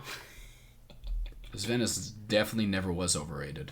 I hate Doublelift's mindset about ADCs because he's completely terribly wrong about Like, them. Smoothie was so bad for Sven. That was the anti-synergy they had. Yeah. Doublelift's cocky in the wrong ways. I think he gets cocky when he shouldn't be, and he uses, I'm blunt, and uses that as an excuse to be obnoxiously cocky, and that's my biggest problem with him. He was literally the proponent of the Sneaky and meme lane, when Sneaky was decent.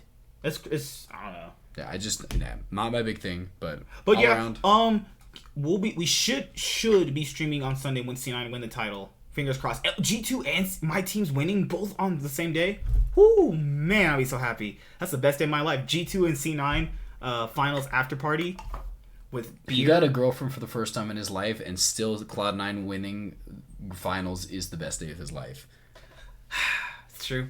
But yeah, see you guys later. I gotta go to bed. I gotta work tomorrow at 10. Stream Sunday or possibly Monday. At the very latest. Okay. So if it's not Sunday, because he has to work on Sunday, I think, right? Yeah. So Monday I get off really early. He gets off Monday pretty early. I woke up super early for today too, so I'm just completely. I was fine at the beginning, but I just kind of. I went to bed at 10 o'clock, and I was awake since 3 o'clock. Like on Saturday. Why? I just couldn't go to sleep. I was so dead. I was just so dead. I'm free on Sunday. Okay, so here's what we could do, because people said they wanted to call in. I'll try and figure out how to make it to where we can both hear it without it getting in the mic. What if I just stay home and we just talk on Discord through a stream, and we just invite people in and rotate them out? I'll figure it out. Like, if I can figure out how to do it here, I'd prefer that because it's a little easier. Yeah. But if we can't do that, we'll just do it from there. Yeah, and we'll just have a bunch of people call. Yeah, I think that's the best way. Yeah, on Sunday, if you guys want to do a stream where we're not going to each other's houses, is that we can just stream from my house, and then we'll all have them on Discord, and we'll just have you guys in to talk with us to celebrate Cloud9 and G2 winning are the best Western teams of all time. Well, the people in my heart. Yeah. See you guys later. Have a good day. Nightwing is signing out. And Peace. By the way, the Discord is in the what's it called? The description box below. Box. Yes. There, okay. Hold on. Make sure you follow the Discord, because YouTube does not notify you guys of the videos. That's it. Peace. This is nice having you guys here, and I'm going to bed.